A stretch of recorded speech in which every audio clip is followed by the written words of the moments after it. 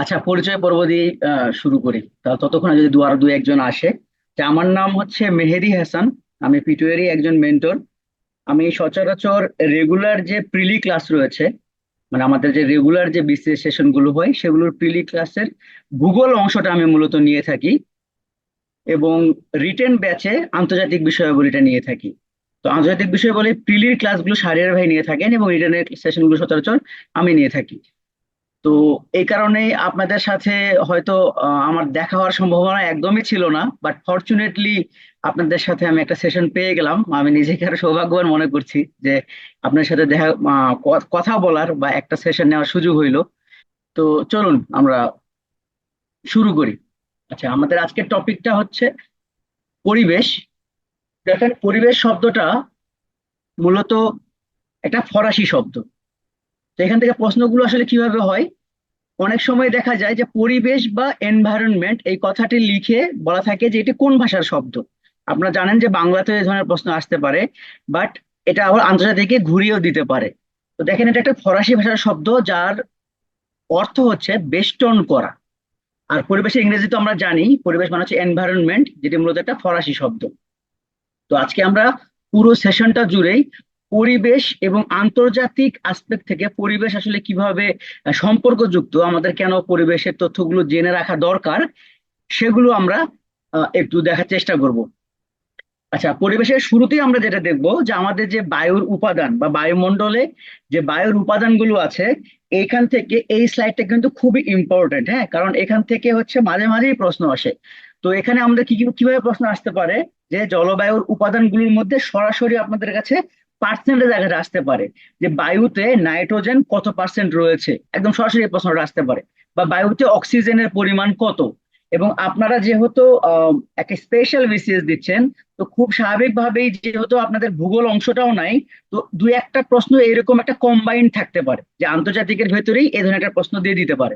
তো সেক্ষেত্রে দেখেন, এইভাবে আসতে পারে যে বায়ুমণ্ডলে নাইট্রোজেন এবং অক্সিজেন একত্রে কত। অনেক সময় এইভাবে আসে, এই দুইটা মিলে, যেহেতু এটা হচ্ছে সিংহভাগ অংশ, দেখেন দুইটা মিলে 98.72 ধরা হয়। 98.72%, মানে গুরুত্বপূর্ণ সম্পূর্ণ অংশটাই মূলত নাইট্রোজেন এবং অক্সিজেনই থাকে। কিন্তু এখানে প্রত্যেকটাই কিন্তু ইম্পর্টেন্ট। যেমন দেখেন, এর সাথে সাথে কি কি আছে। বায়ুমণ্ডলে কার্বন ডাই অক্সাইডের পরিমাণ কত? 0.03। আর্গন 0.8। ওজোন গ্যাসটা খুব বেশি জরুরি না। এবং এই যে অন্যান্য গ্যাস যে লেখা আছে, এখানে একটা গুরুত্বপূর্ণ উপাদান আছে, আপনারা কেউ কি বলতে পারবেন? আমরা এখানে সেটা অন্তত একটু লিখে দিতে পারি। জলীয় বাষ্প। জলীয় বাষ্পের অংশ হচ্ছে 0.41। না, আর্গন হচ্ছে 8.8%। তো এই স্লাইডটা কিন্তু একটু বেশি ইম্পর্টেন্ট। এটা আপনাদেরকে আমি একটু মার্ক করে দেই, এইগুলো আপনাদেরকে একটু মুখস্থ করতে হবে। আচ্ছা, এখন কিছু আমরা নাইস টু নো তথ্য দেখবো। দেখেন, ইকোলজি বা বাস্তুবিদ্যা এটা বলতে আসলে কি বোঝায়। এই যে আমাদের যে জীবন ধারণ বা এই যে পুরো বিশ্ব ব্যবস্থা, এইখানে আসলে আমরা সবকিছুকেই দুই ভাগে ভাগ করতে পারি। একটা হচ্ছে জীব, একটা হচ্ছে জড়, বা আমরা বলতে পারি জৈব এবং অজৈব। এই জৈব এবং অজৈব পরিবেশের মধ্যে যে সম্পর্কটা, এইটাই মূলত হচ্ছে ইকোলজি বা বাস্তুবিদ্যা। এই সম্পর্কে এই কথাটি প্রথম কে বলেছিলেন? Ernest Haeckel. তাহলে এখান থেকে পরীক্ষা আসার মতো প্রশ্ন একটাই, সেটা হচ্ছে ইকোলজি শব্দটি প্রথম কে ব্যবহার করেন? ইকোলজি শব্দটি ব্যবহার করেন আর্নেস্ট হেকেল। আচ্ছা, ইকোসিস্টেম এটা তো ছোটবেলা থেকে আমরা অনেকবারই শুনে এসেছি যে বাস্তু সংস্থান বা ইকোসিস্টেম আসলে কি। এটা যদি এক লাইনে আমরা বলতে যাই, তাহলে আমরা এভাবে বলতে পারি যে দেখেন, যে যে গাছপালা থেকে যে খাবারগুলো তৈরি হয়, এগুলো বিভিন্ন রকমের খাদ্য শ্রেণী খেয়ে থাকে। কীটপতঙ্গ, পোকামাকড়, আমরা মানুষরাও খেয়ে থাকি। এই যে দেখেন, যে কীটপতঙ্গ যে গাছপালা থেকে যে খাবারটা গ্রহণ করতেছে, সেই কীটপতঙ্গকে আবার ব্যাঙ খেয়ে ফেলতেছে। সাপ আবার সেই ব্যাঙকে খেয়ে ফেলতেছে, পাখি সেই সাপকে খাইতেছে। এবং এই পাখিটা যখন একসময় মারা যাচ্ছে, এই পাখিটা কিন্তু ডিকম্পোস্ট হয়ে যায় বা সার হয়ে যায়। সেই সারই প্রস্বাদন আস্বাদন করে গাছ কিন্তু কি করে, খাবার তৈরি করে, যে খাবারটা এই কীটপতঙ্গ বা মানুষ খায়। এই যে পুরো প্রসেসটা, এইভাবেই সমগ্র পৃথিবীতে একটা বাস্তু সংস্থান হচ্ছে। যদিও এলাকা ভিত্তিতে বাস্তু সংস্থানগুলো আলাদা আলাদা হয়, কিন্তু প্রত্যেকটা জায়গাতেই একটা করে বাস্তু সংস্থান থাকে। তো এইটাকে বেস করে দেখেন, আমরা আমাদের আধুনিক যে টেকনোলজি বা বিজ্ঞান আছে, এটাকে কাজে লাগিয়ে কিভাবে আমরা এই প্রসেসটাকে আরো উন্নত করতে পারি, যেটা করতে গিয়ে আমরা একটা নতুন প্রসেস বের করেছি, সেটার নাম হচ্ছে গ্রিন হাউস। গ্রিন হাউসকে আমরা কিভাবে কি বলতে পারি? গ্রিন হাউস বলতে মূলত একটি কাচের তৈরি ঘর। তাহলে প্রশ্নটা আসতে পারে কিরকম, যে গ্রিন হাউস আসলে কি? সরাসরি প্রশ্নটা এভাবে আসতে পারে, গ্রিন হাউস আসলে কি? দিতে পারে কি একটি গ্যাস বা এক ধরনের গ্যাস, আবার অপশনে থাকতে পারে কাচের তৈরি ঘর। হ্যাঁ, এখানে কিন্তু প্রশ্নটা কিন্তু আসবে, যদি গ্রিন হাউস গ্যাস লেখা থাকতো তাহলে অ্যান্সারটা হয়তো এটি এক ধরনের গ্যাস, কিন্তু যদি শুধু গ্রিন হাউস থাকে তাহলে অ্যান্সারটা অবশ্যই হবে এটি একটি কাচের তৈরি ঘর। খুবই সহজ একটা প্রশ্ন, শুধুমাত্র একটু টুইস্ট করে দেওয়ার কারণে দেখা যাবে যে আপনারা পরীক্ষার হলে ভুল করে আসছেন, তো এটা একটু খেয়াল রাখবেন। তো এই গ্রিন হাউসটা মূলত কোথায় ব্যবহার হয়? সচরাচর শীত প্রধান দেশে শাকসবজি বা যে কোনো খাবার উৎপাদনের ক্ষেত্রে আমরা এই গ্রিন হাউস গ্যাসের ব্যবহারটা দেখতে পাই, সরি গ্রিন হাউস এই ঘরের ব্যবহারটা আমরা দেখতে পাই। কিভাবে কাজ করে খেয়াল করে দেখেন। আচ্ছা, এখানে আমরা ছবিটার মধ্যে দেখি, সূর্যের আলো যখন এই যে এই গ্রিন হাউসের মধ্যে পড়ে, এটা কিন্তু কাচের ঘর। হ্যাঁ, এর ফলে কি হয়, সূর্যের তাপটা এই কাচ ভেদ করে ভেতরে ঢুকতে পারে, কিরণটা ভেতরে ঢুকতে পারে, যার ফলে ভেতরের যে গ্যাসটা আছে সেইটাকে সে উত্তপ্ত করে ফেলে। এবং এই ভেতরের উত্তপ্ত হয়ে যাওয়ার কারণে আমরা কি জানি, যে এই যে এখানে আপনার সালোক সংশ্লেষণের মাধ্যমেই তো খাবার উৎপাদন হয়, তাই না? মানে গাছে খাবার উৎপাদন হয় মূলত সালোক সংশ্লেষণ প্রক্রিয়ায়। এবং সালোক সংশ্লেষণ হওয়ার জন্য কিন্তু সূর্যের তাপটা খুব একটা গুরুত্বপূর্ণ উপাদান হিসেবে কাজ করে। এখন এইভাবেই মূলত ভেতরে এই তাপমাত্রাটা ঢুকে এই জায়গাতে আহ এই গাছপালার বৃদ্ধি বলেন বা খাবার তৈরি করা বলেন, এই সবগুলো কাজই হয়ে থাকে। কিন্তু যখন সূর্য থাকে না, সূর্য যখন ডুবে যায়, তখন কি হয় দেখেন, এই যে কাচের বাইরে প্রচন্ড ঠান্ডা পড়ে যায়, কিন্তু এই যে তাপমাত্রাটা ভেতরে থাকার কারণে এই গ্যাসগুলো তো হিট হয়ে থাকে, এই তাপমাত্রাটা আর বাইরে বের হয়ে যেতে পারে না, যার ফলে ভেতরে উত্তপ্তই থাকে। এবং এর ফলে খাবারগুলো সতেজ থাকে, সহজে নষ্ট হয়ে যায় না। যদি এই কাচের ঘরটা না থাকতো তাহলে কি হইতো, যখনই আবার সূর্য ডুবে যাইতো বা টেম্পারেচার অনেক কমে যেত, দেখা যেত টেম্পারেচার মাইনাস হয়ে গেছে, সেই ক্ষেত্রে কি হইতো, এই এই জায়গাগুলো সব বরফে, ধরেন এগুলো সব বরফে জমে যাইতো, যার ফলে এখানে কোনো ধরনের খাবারের উৎপাদন করা কোনোভাবেই সম্ভব হতো না। তো বুঝতে পেরেছেন আসলে গ্রিন হাউস গ্যাস কিভাবে, সরি গ্রিন হাউস কিভাবে কাজ করে। তো দেখেন, এই শব্দটা প্রথম 1896 সালে সুইডিশ রসায়নবিদ আরহেনিয়াস ব্যবহার করে থাকেন। তাহলে আমরা এখান থেকে মনে রাখবো কি? মনে রাখবো হচ্ছে এই গ্রিন হাউস শব্দটি প্রথম কে ব্যবহার করেন? রসায়নবিদ আরহেনিয়াস। এইটুকুই এখান থেকে একটু মনে রাখার মতো। আর প্রসেসটা কি এখানে তো বলাই আছে, আপনারা দেখলেন। আচ্ছা, আরেকটা গুরুত্বপূর্ণ প্রশ্ন আসতে পারে, সেটা হচ্ছে গ্রিন হাউস গ্যাস মোট কয়টি? এখানে দেখেন একটা অপশন দেওয়া আছে যে কিয়োটো প্রোটোকল অনুসারে গ্রিন হাউস গ্যাস মোট 6টি, তবে ইপিএ এর অনুসারে আবার গ্রিন হাউস গ্যাস 7টি। তবে আমরা মনে রাখবো এইটাই, কারণ এইটাই বেশি পরীক্ষায় আসে এবং এইটাই হচ্ছে সর্বজন স্বীকৃত। তাহলে সর্বজন স্বীকৃত কোনটি? কিয়োটো প্রোটোকল অনুসারে যেইটি, সেটি হচ্ছে সর্বজন স্বীকৃত। তাহলে এর পাশাপাশি আমরা এটা মনে রাখতে পারি যে কিয়োটো প্রোটোকল অনুসারে গ্রিন হাউস গ্যাস মোট কয়টি? 6টি। এখানে একটা লিস্ট দেওয়া আছে, এটা আপনারা রিডিং করে নেবেন, অনেক সময় পরীক্ষায় আসতে পারে, বাট এগুলো একদম যে আপনাকে খুব মুখস্থ করে রাখতে হবে এমন না, এগুলো একটু রিডিং করে নেবেন। তাহলে আমরা ইপিএ তে কি দেখলাম, মোট গ্রিন হাউস গ্যাস হচ্ছে 7টি। তাহলে 7 নাম্বারটা কি এখানে একটু এক্সট্রা ভাবে দেওয়া আছে, নাইট্রোজেন ট্রাই ফ্লোরাইড। এটা একটা নাইস টু নো স্লাইড, এটা আপনাদেরকে পড়তে হবে না, জেনে রাখলেন। আচ্ছা, এটা খুবই ইম্পর্টেন্ট একটা পয়েন্ট, সেটা হচ্ছে যে গ্রিন হাউস গ্যাস নিঃসরণে সব থেকে বেশি অবদান রাখে কোন দেশ? এটা আসলে অবদান বলা ঠিক না, কারণ তারা তো মূলত আরো ক্ষতি করতেছে, তাই না? তো তাহলে পৃথিবীতে কোন দেশ সব থেকে বেশি গ্রিন হাউস গ্যাস নিঃসরণ করে থাকে? প্রশ্নটার অ্যান্সার হচ্ছে চীন। এবং দ্বিতীয় সর্বোচ্চ গ্রিন হাউস গ্যাস নিঃসরণ করে যুক্তরাষ্ট্র। এবং তৃতীয় সর্বোচ্চ ভারত। এখন পরীক্ষায় এই প্রশ্নটা একটু পেঁচিয়ে আসতে পারে, এশিয়া মহাদেশে দ্বিতীয় সর্বোচ্চ গ্রিন হাউস গ্যাস নিঃসরণ করে কোন দেশ? রেসপন্স করি তো, এশিয়া মহাদেশে দ্বিতীয় সর্বোচ্চ গ্যাস নিঃসরণ করে কোন দেশ? Right, India. ওকে। আচ্ছা, এটা আরেকভাবে পরীক্ষায় আসতে পারে, সেটা হচ্ছে মাথা পিছু অনুসারে গ্রিনহাউস গ্যাস নিঃসরণে দায়ী দেশ কোনটি, মানে সর্বোচ্চ মাথা পিছু অনুসারে? এইটা হলে অ্যান্সার হবে কাতার। এটা একটা এক্সেপশনাল বিষয়। কারণ কি? কারণ হচ্ছে কাতারের জনসংখ্যা খুবই কম, কিন্তু সেই অনুযায়ী তাদের জীবনযাপন বা লিভিং স্টাইলটা অনেক বেশি হাই। তো আমরা কি জানি গ্রিন হাউস গ্যাস নিঃসরণ গুলো কই থেকে হয়? গ্রিন হাউস গ্যাস কিন্তু নিঃসরণ হয় সচরাচর আমরা যে আধুনিক জীবনযাপন যে ব্যবস্থাপনাটা করি, এখানে যে আমরা প্রযুক্তিগুলো ব্যবহার করে থাকি, যেমন ধরেন যে high technology industry, AC, fridge, oven, যা যা দেখবেন আপনি, এগুলোর সর্বোচ্চ ব্যবহারের মাধ্যমে তো মূলত গ্রিনহাউস গ্যাসগুলো নিঃসরণ হয়। এবং এই কারণেই মাথায় পিছু হিসাবে সব থেকে বেশি গ্যাস নিঃসরণ করে থাকে মূলত কাতার। ওকে। আচ্ছা, আরেকটা প্রশ্ন আসতে পারে হচ্ছে কার্বন নিঃসরণে শীর্ষ দেশ কোনটি? দেখেন প্রশ্ন তাহলে কিন্তু দুইটা পাইলাম, একটা হচ্ছে গ্রিন হাউস গ্যাস নিঃসরণে, আর একটা হচ্ছে কার্বন নিঃসরণে। তাহলে কিন্তু অ্যান্সার কিন্তু দুটো একই হচ্ছে।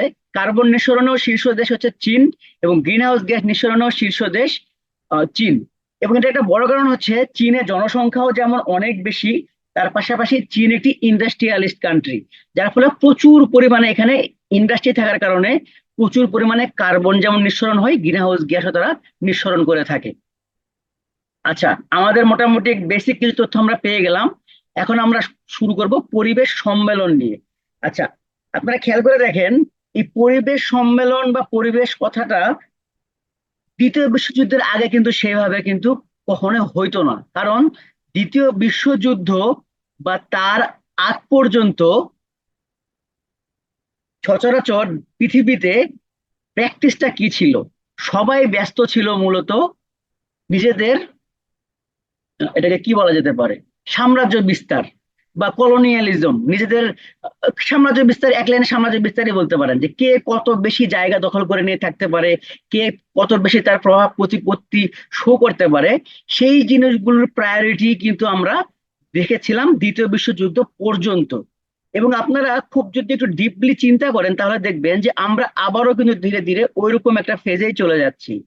তো একটা বিষয় খেয়াল করবেন, ঠিক যেই মুহূর্তে সাম্রাজ্য বিস্তার বা মানুষের আধিপত্য নিয়ে কাজ শুরু হয়, সেই মুহূর্তে পরিবেশের টপিকটা একটু স্তীমিত হয়ে যায়। হ্যাঁ, এইটা নিয়ে সারা পৃথিবীতে কথা কম হয়, পেপারে কম খবর পাবেন, ইউটিউবে কম ভিডিও পাবেন, মানে সব জায়গাতেই এটা খুব একটা বেশি ইম্পর্টেন্ট টপিক আর হয় না। তখন সবাই গুরুত্ব দেয় হচ্ছে যুদ্ধ নিয়ে, প্রায়োরিটি নিয়ে।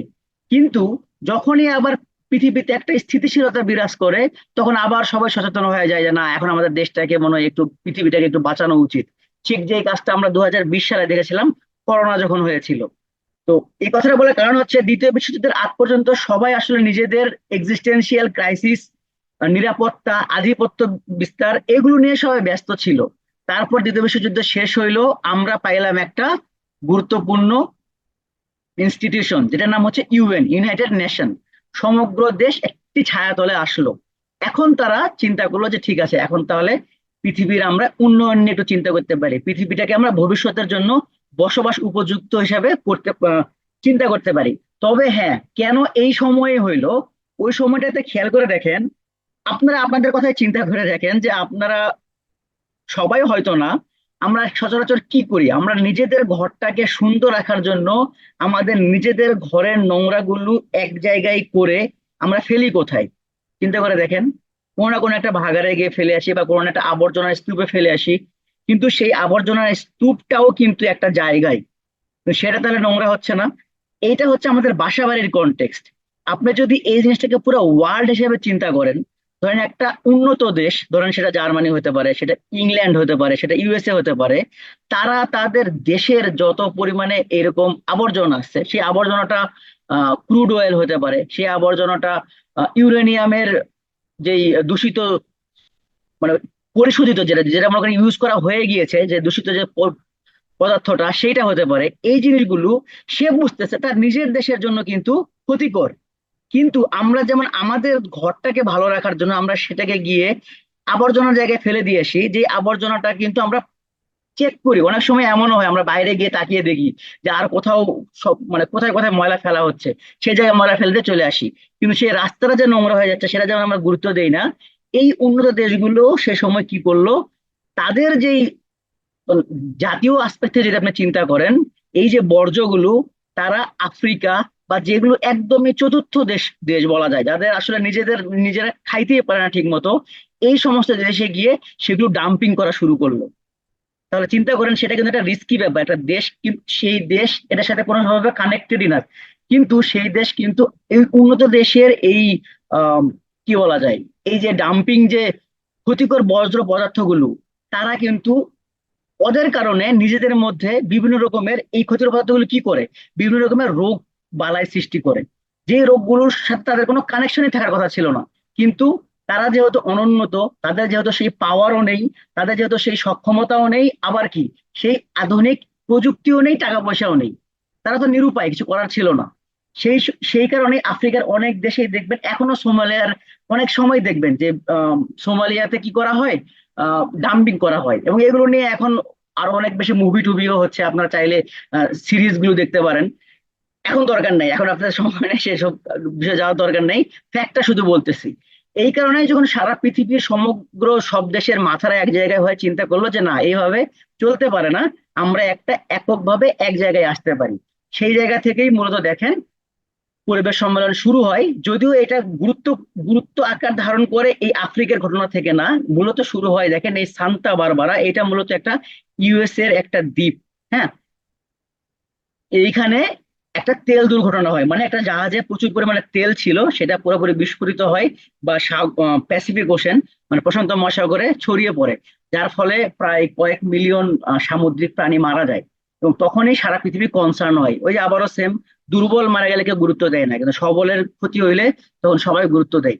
ইউএসএ যখন অ্যাটাক হইলো, তখন তারা কনসার্ন হইলো, এবং ওরই আসপেক্টে 1972 সালে প্রথম পরিবেশ সম্মেলনটা হয়। তাহলে প্রথম পরিবেশ সম্মেলন কবে হলো? 1972 সালে। কোথায় হইলো? স্টকহোম সামিটে। স্টকহোম কোন দেশের রাজধানী? কুইকলি রেসপন্স করি। স্টকহোম কোন দেশের রাজধানী? রাইট। আমরা যখন পড়বো, আমরা কিন্তু একটু প্যাসিভ আকারেও পড়বো। যেমন দেখেন, এই প্রশ্নটা কিন্তু এর সাথে কানেক্টেড না, তবে আমরা পরীক্ষায় আসলে কিন্তু পারবো, কারণ সুইডেনের স্টকহোম এভাবে যখন আমরা পড়বো, তখন আমাদের সহজেই মনে থাকবে। তাহলে প্রথম আমরা সামিটটা পাচ্ছি কোথায়? সুইডেনের স্টকহোমে 1972 সালে। এটাকে বলা হয় প্রথম পরিবেশ সম্মেলন। এটার অফিসিয়াল নাম কি? UNCHE, United Nation Conference on Human Environment. UNCHE এইভাবেই বলা হয়, বা বাংলায় বলা হয় মানব পরিবেশ সম্মেলন।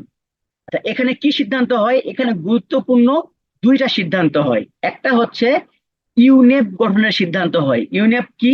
United Nation Environment Programme. এইটার সদর দপ্তর হচ্ছে কেনিয়ার নাইরোবিতে। তাহলে ইউনেপের সদর দপ্তর কোথায়? কেনিয়ার নাইরোবিতে। এতক্ষণ ধরে আপনাদেরকে যে গল্পটা বললাম কিছুক্ষণ আগে, আপনারা কি রিলেট করতে পারতেছেন? দেখেন, পৃথিবীর মোড়ল হচ্ছে ইউরোপ, পৃথিবীর মোড়ল হচ্ছে ইউএসএ, তাই না? তাহলে তারা কেন ইউনেপের মতো একটা গুরুত্বপূর্ণ সংগঠন, সেটার সদর দপ্তর কেনিয়াতে করলো? আপনাকে রিলেট করতে পারতেছেন? দেখেন, কারণ তারা এটা দেখাচ্ছে যে আমরা আসলে আফ্রিকাকে নিয়ে কনসার্ন। সুতরাং এইটা নিয়ে যদি আসলে ভালো কিছু হওয়া দরকার হয়, তাহলে এই ধরনের প্রোডাক্ট, মানে এই ধরনের বিষয়গুলো আসলে আফ্রিকাতে হওয়া উচিত। সুতরাং তারা এইভাবে, এটা যেটা ফার্স্ট পদক্ষেপ হিসাবে ইউনেপ গঠন করে, যেটা সদর দপ্তর করে মূলত কেনিয়ার নাইরোবিতে। আরেকটা গুরুত্বপূর্ণ তথ্য এখানে পাওয়া যায়, সেটা হচ্ছে 5 জুন পরিবেশ দিবস পালনের সিদ্ধান্ত গ্রহণ করা হয়। এখানে 5 জুন কেন করা হয়? এই আহ এই সামিটটা মূলত 5 জুন শুরু হয়েছিল, 1972 সালে 5 জুন। সেটাকেই মনে রাখার জন্য, বা সেটাকে একটা স্বীকৃতি দেওয়ার জন্য মূলত প্রতি বছর 5 জুন পরিবেশ দিবস হিসেবে পালিত হয়ে আসতেছে। আচ্ছা, এরপরে মাঝখানে আরো অনেক দিন চলে গেল। হ্যাঁ, আমরা এরপরে পাবো ধরিত্রী সম্মেলন, বা এটাকে বলা হয় আর্থ সামিট বা রিও কনফারেন্স। আচ্ছা, রিও কনফারেন্স কেন বলা হয়? রিও কথাটা শুনলে হয়তো বুঝতে পারবেন, ব্রাজিলের রিও ডি জেনিরোতে এই কনফারেন্সটা হয়েছিল। এই কারণে এইটাকে বলা হয় রিও কনফারেন্স, যেটার আরেক নাম হচ্ছে আর্থ সামিট, বাংলায় বলতেছি ধরিত্রী সম্মেলন। এটার অফিসিয়াল নাম কি দেখেন, এটার অফিসিয়াল নাম হচ্ছে UN, United Nation conference of environment and development. এভাবে আসার সম্ভাবনা খুবই কম। মূলত এটা আর্থ সামিট বা রিও কনফারেন্স হিসেবেই আসে।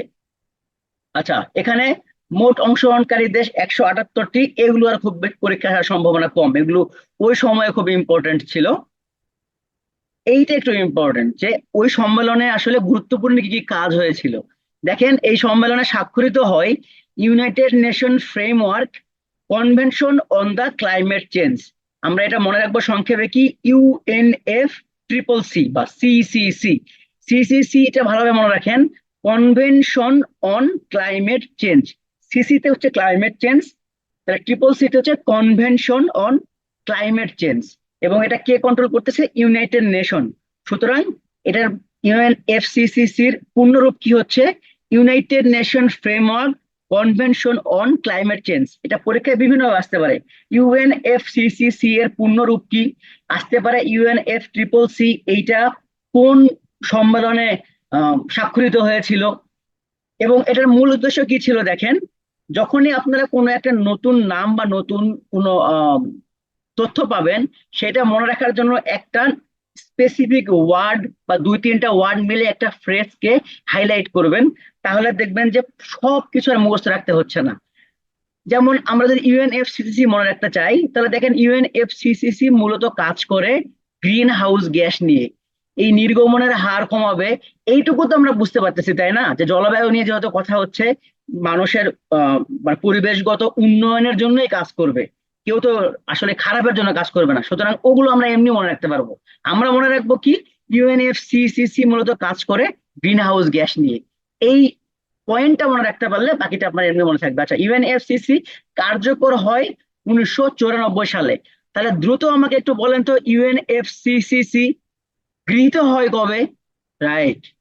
এইটা কিন্তু একটা মানে আন্তর্জাতিক পড়ার সময় এটা খুবই একটা পেইনফুল বিষয় যে আপনাদের একই সঙ্গে দুইটা সাল মাথায় রাখতে হয়। একটা হচ্ছে গৃহীত হওয়া, একটা হচ্ছে কার্যকর হওয়া। তো সচরাচর 2 বছর থেকে 3 বছরের মধ্যে এই সচরাচর এটা হয়ে থাকে। সুতরাং আপনার যে কোনো একটা মনে থাকলে বাকিটাও সহজে মনে রাখতে পারবেন। তাহলে ইউএনএফসিসিসি গৃহীত হইলো কোথায়? রিও কনফারেন্সে বা প্রথম ধরিত্র সম্মেলনে। সেটা 1992 সালে ব্রাজিলে হয়েছিল, যেটা পরবর্তীতে কার্যকর হয় কবে? 1994 সালে। আচ্ছা, এরপরে আমরা আরেকটা জিনিস দেখবো, সেটা হচ্ছে সিওপি বা কপ বলা হয়, যেটা পূর্ণরূপ হচ্ছে কনফারেন্স অফ দ্য পার্টিস। এইটা নিয়ন্ত্রণ করে কে বা এটা পরিচালিত হয় কাদের মাধ্যমে? ইউএনএফ ট্রিপল সি বা United nation framework convention on climate change.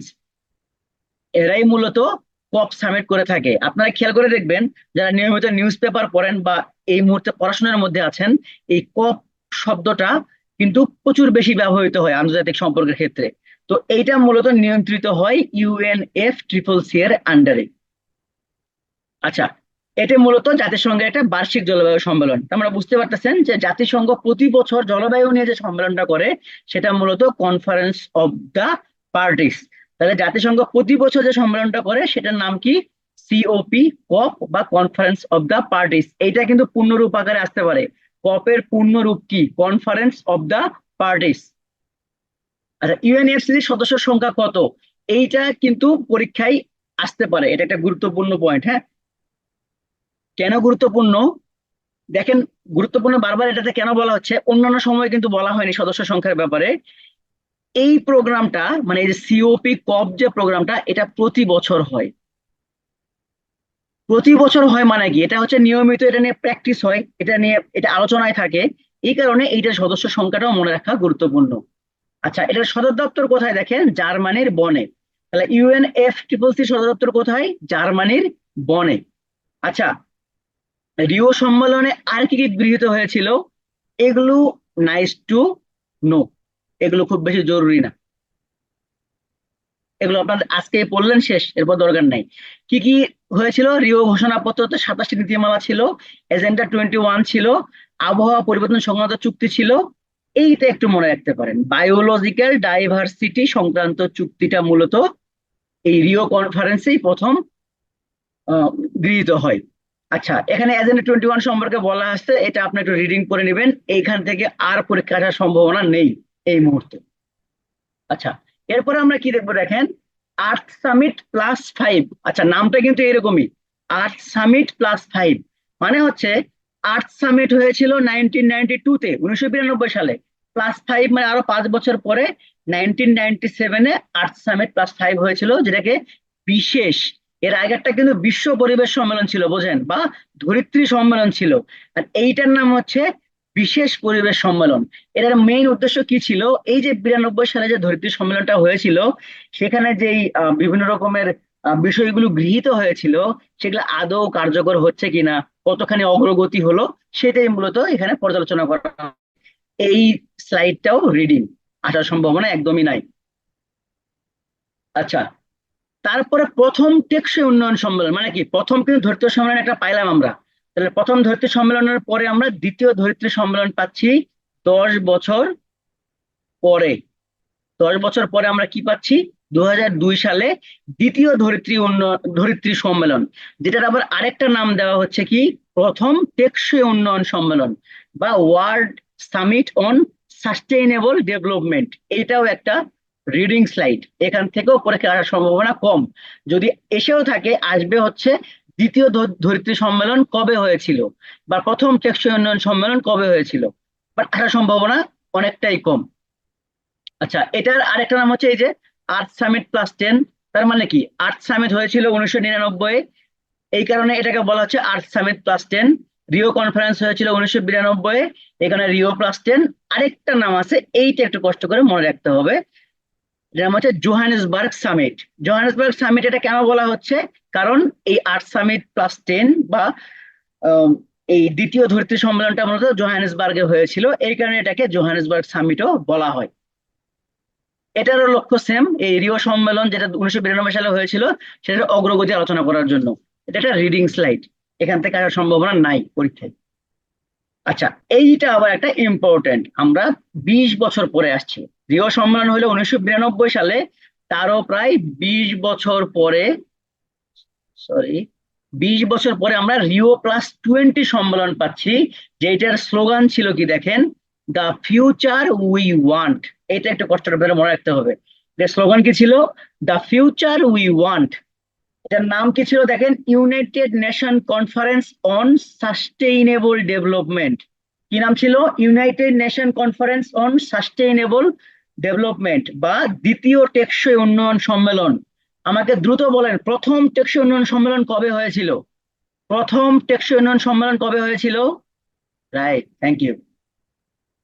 তাহলে আমরা একই সঙ্গে কতগুলো নাম পেলাম দেখেন, রিও+20, দ্বিতীয় টেকসই উন্নয়ন সম্মেলন, এবং এটার অফিসিয়াল নাম ছিল United Nation Conference on sustainable development. আচ্ছা, এখানে কি লক্ষ্যটা হয়েছিল, আমরা কি কি বিষয় এখানে গুরুত্ব দিয়েছি? হাইলাইটেড ভাবে চিন্তা করলে দুইটা বিষয় আমরা সব থেকে বেশি গুরুত্ব দিয়েছি। একটা হচ্ছে এই যে টেকসই উন্নয়নের কথা যে বলছি, এইটার কৌশলগুলো নির্ধারণ করা হয়েছিল, এবং সেগুলোকে একটা প্রাতিষ্ঠানিক কাঠামো দেওয়া হয়েছিল। আচ্ছা, দেখেন এখানে কি কি সিদ্ধান্ত গৃহীত হয়।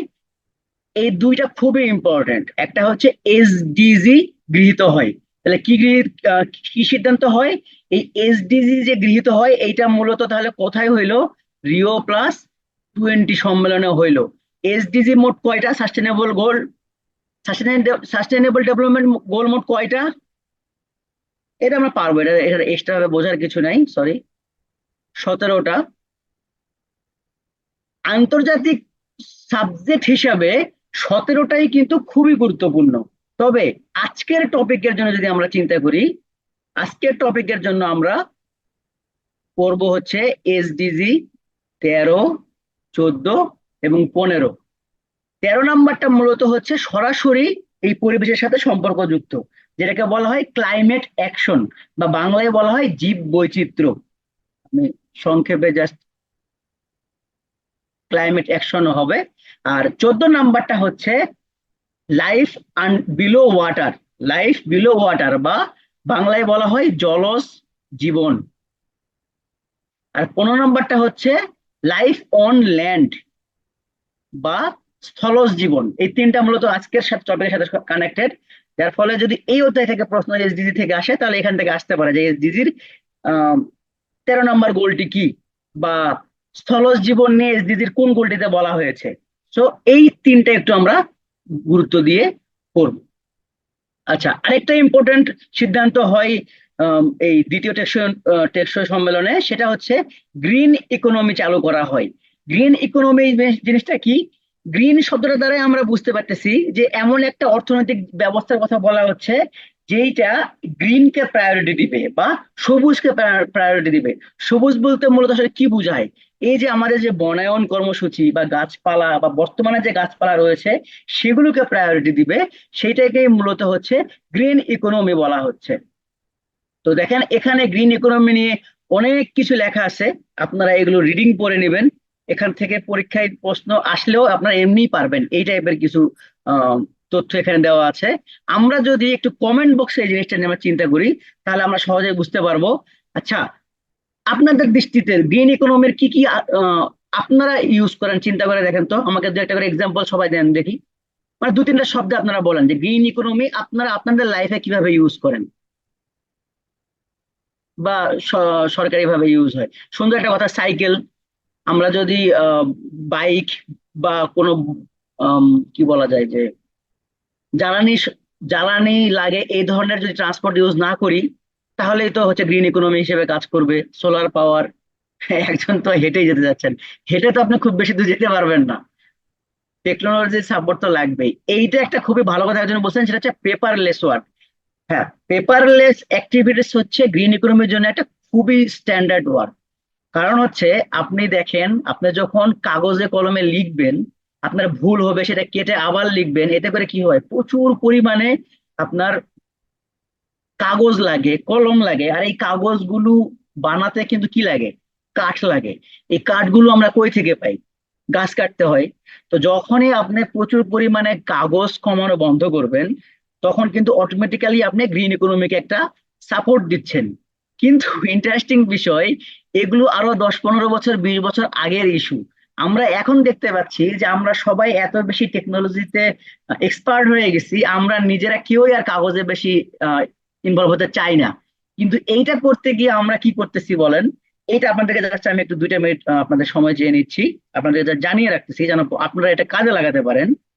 আপনারা যেহেতু এখন আর কাগজে লিখেন না, কিন্তু আপনারা যেহেতু খুব বেশি সচেতন থাকতে পারতেছেন না, আপনারা কি করতেছেন দেখেন, আপনাদের ফেসবুক বলেন, আপনাদের হার্ড ডিস্ক বলেন, আপনাদের মোবাইল বলেন, সব জায়গাতে আপনারা প্রচুর পরিমাণ ডেটা রাখতেছেন। ছবি তুলতেছেন, ছবি ডাম্পিং করতেছেন না, ডিলিট করতেছেন না, ছবি ইচ্ছা মতো মোবাইলে রেখে দিচ্ছেন। আপনারা বুঝতে পারতেছেন আপনাদের যে এই মেমোরি কার্ড বা হচ্ছে আপনারা যে ফেসবুকে রাখতেছেন, ফেসবুককে কোথাও না কোথাও তো রাখতে হয়, তার জন্য তাকে হার্ড ডিস্ক বানাতে হয়েছে বা বিশাল বড় বড় সার্ভার করতে হয়েছে। এই যে সার্ভার গুলোতে যে আহ, যে হার্ড ডিস্ক গুলো তৈরি ব্যবহৃত হয়, এগুলোতে কিন্তু হিউজ অ্যামাউন্টে কার্বন ইউজ হয়। এই কার্বন তো গ্রিন নষ্ট করে আপনি করবেন, তাহলে এই গ্রিনকে যদি নষ্ট করেন আপনি, তাহলে কি হবে বলেন তো?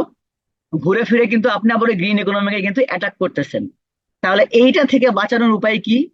এই যে আমরা ইউজ যে করতেছি টেকনোলজি, আমরা করব, বাট পরিমিত বোধ থাকতে হবে। বা আমরা টেকনোলজি যদি ইউজ করি, সেক্ষেত্রে আমাদের মূল কাজ শেষ হয়ে গেলে, যেমন আমরা ট্যুরে গেলাম, ট্যুরে গেলে কি হয়, ধরেন 500 1000 ছবি তুলে ফেলি আমরা, কিন্তু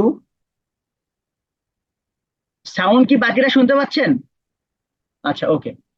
আপনারা ট্যুর থেকে ঘুরে এসে আপনারা যেই ছবিগুলো ভালো হয়েছে সেগুলো আপনারা আপলোড দিয়ে দেন, সেটা ফেসবুক হোক বা যার যার যে সমস্ত আম, মানে সোশ্যাল মিডিয়া আসছে, বাকিটা আপনারা হচ্ছে ডিলিট করে ফেলেন। এতে করে কিন্তু আপনারা গ্রিন ইকোনমিতে একটা সাপোর্ট দিতে পারবেন। ওকে, অনেক বেশি বলে ফেললাম। চতুর্থ ধরিত্রী সম্মেলন, এটা 2022 সালে হয়। এটাও খুব বেশি ইম্পর্টেন্ট স্লাইড না, তবে আমরা এখান থেকে মনে রাখবো এইটাই, যে দেখেন এইটা কিন্তু ঘুরে আবার সেই যেখান থেকে শুরু হয়েছিল সেই জায়গাতে আবার ফেরত আসতেছে। কোনটা? প্রথম স্টকহোম সম্মেলন কবে হয়েছিল? রেসপন্স করি তো, প্রথম স্টকহোম সম্মেলন কবে হয়েছিল? হ্যাঁ, 1972 সালে। তার মানে সেখান থেকেই 50 বছর পরে আমরা আবার চতুর্থ ধরিত্রী সম্মেলন বা স্টকহোম +50 আয়োজন করলাম ওই সুইডেনেই 2022 সালে। সুতরাং আপনি এখান থেকে মনে রাখতে পারেন কি, চতুর্থ ধরিত্রী সম্মেলন কবে হয়েছিল? 2022 সালে। যেহেতু স্টকহোমে এর আগে আমরা 1972 সালে একটা সম্মেলন করেছি, তার সঙ্গে +50 করে দিলেই এটা নাম এই জন্য করা হয়েছে স্টকহোম +50, যেটা হয়েছে সুইডেনের স্টকহোমে। এইটুকুই মনে রাখেন।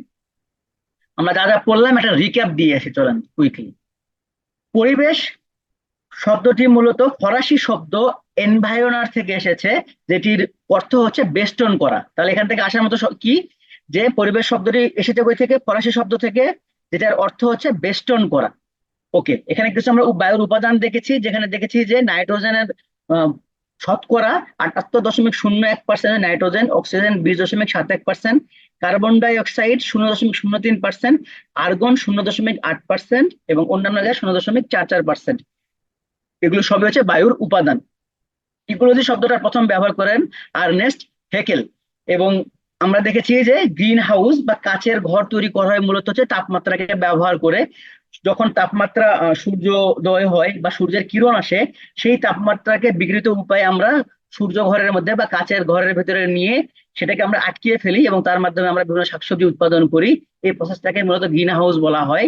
আর গ্রিন হাউস এই শব্দটি প্রথম ব্যবহার করেন আরহেনিয়াস, কবে? 1896 সালে। আর গ্রিন হাউস গ্যাস যদি আমরা বলি, গ্রিন হাউস গ্যাস মূলত হচ্ছে 6টি। কার অনুসারে? কিয়োটো প্রোটোকল অনুসারে গ্রিন হাউস গ্যাস 6টি। আচ্ছা, আর ইপি অনুসারে এটা দরকার নাই। 6টি এখানে কি, এটা আপনারা একটু রিডিং, এটা একটু বারবার রিডিং করে নেবেন, তাহলে এমনি মনে থাকবে আপনাদের। ইপি আর দরকার নাই। গ্রিন হাউস গ্যাস নিঃসরণে দায়ী দেশ হচ্ছে চীন। তার মানে পৃথিবীতে সব থেকে বেশি গ্রিন হাউস গ্যাস নিঃসরণ করে চীন। দ্বিতীয় সর্বোচ্চ গ্রিন হাউস গ্যাস নিঃসরণ করে যুক্তরাষ্ট্র, তৃতীয় সর্বোচ্চ ভারত। আর মাথা পিছু হিসেবে সব থেকে বেশি গ্রিন হাউস গ্যাস নিঃসরণ করে কাতার। আচ্ছা, কার্বন নিঃসরণেও আবার শীর্ষ দেশ হচ্ছে চীন। এরপর আমরা পরিবেশ সম্মেলন দেখেছি। পরিবেশ সম্মেলন শুরু হয়েছে কবে থেকে? সুইডেনের স্টকহোমে 1972 সালে প্রথম পরিবেশ সম্মেলন হয়েছিল। যেটা সরি, যেটা আরেকটা নাম হচ্ছে মানব পরিবেশ সম্মেলন বা ইউএনসিএইচই। আচ্ছা, এখানে কি কি সিদ্ধান্ত হয়? গুরুত্বপূর্ণ দুটা সিদ্ধান্ত হয়। একটা হচ্ছে ইউনেপ গঠন করা হয়, যেটা সদর দপ্তর কেনিয়ার নাইরোবিতে, যেটা পূর্ণরূপ হচ্ছে ইউনাইটেড নেশন এনভায়রনমেন্ট প্রোগ্রাম। আচ্ছা, আরেকটা গুরুত্বপূর্ণ সিদ্ধান্ত হয় কি, প্রতি বছর 5 জুনে বিশ্ব পরিবেশ দিবস পালন করতে হবে। আচ্ছা, এরপর আমরা 1992 সালে দেখলাম আর্থ সামিট বা রিও কনফারেন্স বা প্রথম ধরিত্রী সম্মেলন হয়। আচ্ছা, এটার পূর্ণ নাম দরকার নেই, এখানে মোট অংশগ্রহণকারী দেশ এটাও দরকার নেই। এই সম্মেলনে স্বাক্ষরিত হয় United nation framework convention on climate change বা ইউএনএফসিসিসি। এরা মূলত গ্রিন হাউস গ্যাস নির্গমন নিয়ে কাজ করে থাকে এবং এটা কার্যকর হয় 1994 সালে আর গৃহীত হয় 1992 সালে। এবং এই ইউএনএফসিসি নিয়ন্ত্রণ করে হচ্ছে প্রতি বছর যে জলবায়ু সম্মেলনটা হয় ইউনাইটেড নেশনের আন্ডারে, সিওপি বা কনফারেন্স অফ দ্য পার্টিস বলা হয়। সেটি মূলত নিয়ন্ত্রিত হয় কার মাধ্যমে? United nation framework convention on climate change এর আন্ডারে। আচ্ছা, ইউএনএফসিসি এর সদস্য সংখ্যা মোট কয়টি? 198টি। ইউএনএফসিসি এর সদর দপ্তর কোথায়? জার্মানির বনে। আচ্ছা, এগুলো আর দরকার নাই, এগুলো আমরা স্কিপ করব, এটাও দরকার নাই। এটা একটু মনে রাখবো আমরা, যে প্রথম টেকসই উন্নয়ন সম্মেলন বা দ্বিতীয় ধরিত্রী সম্মেলন হয় 2002 সালে। এটার মেইন উদ্দেশ্যই ছিল প্রথম ধরিত্রী সম্মেলনের অগ্রগতি দেখা, আর কিছুই না।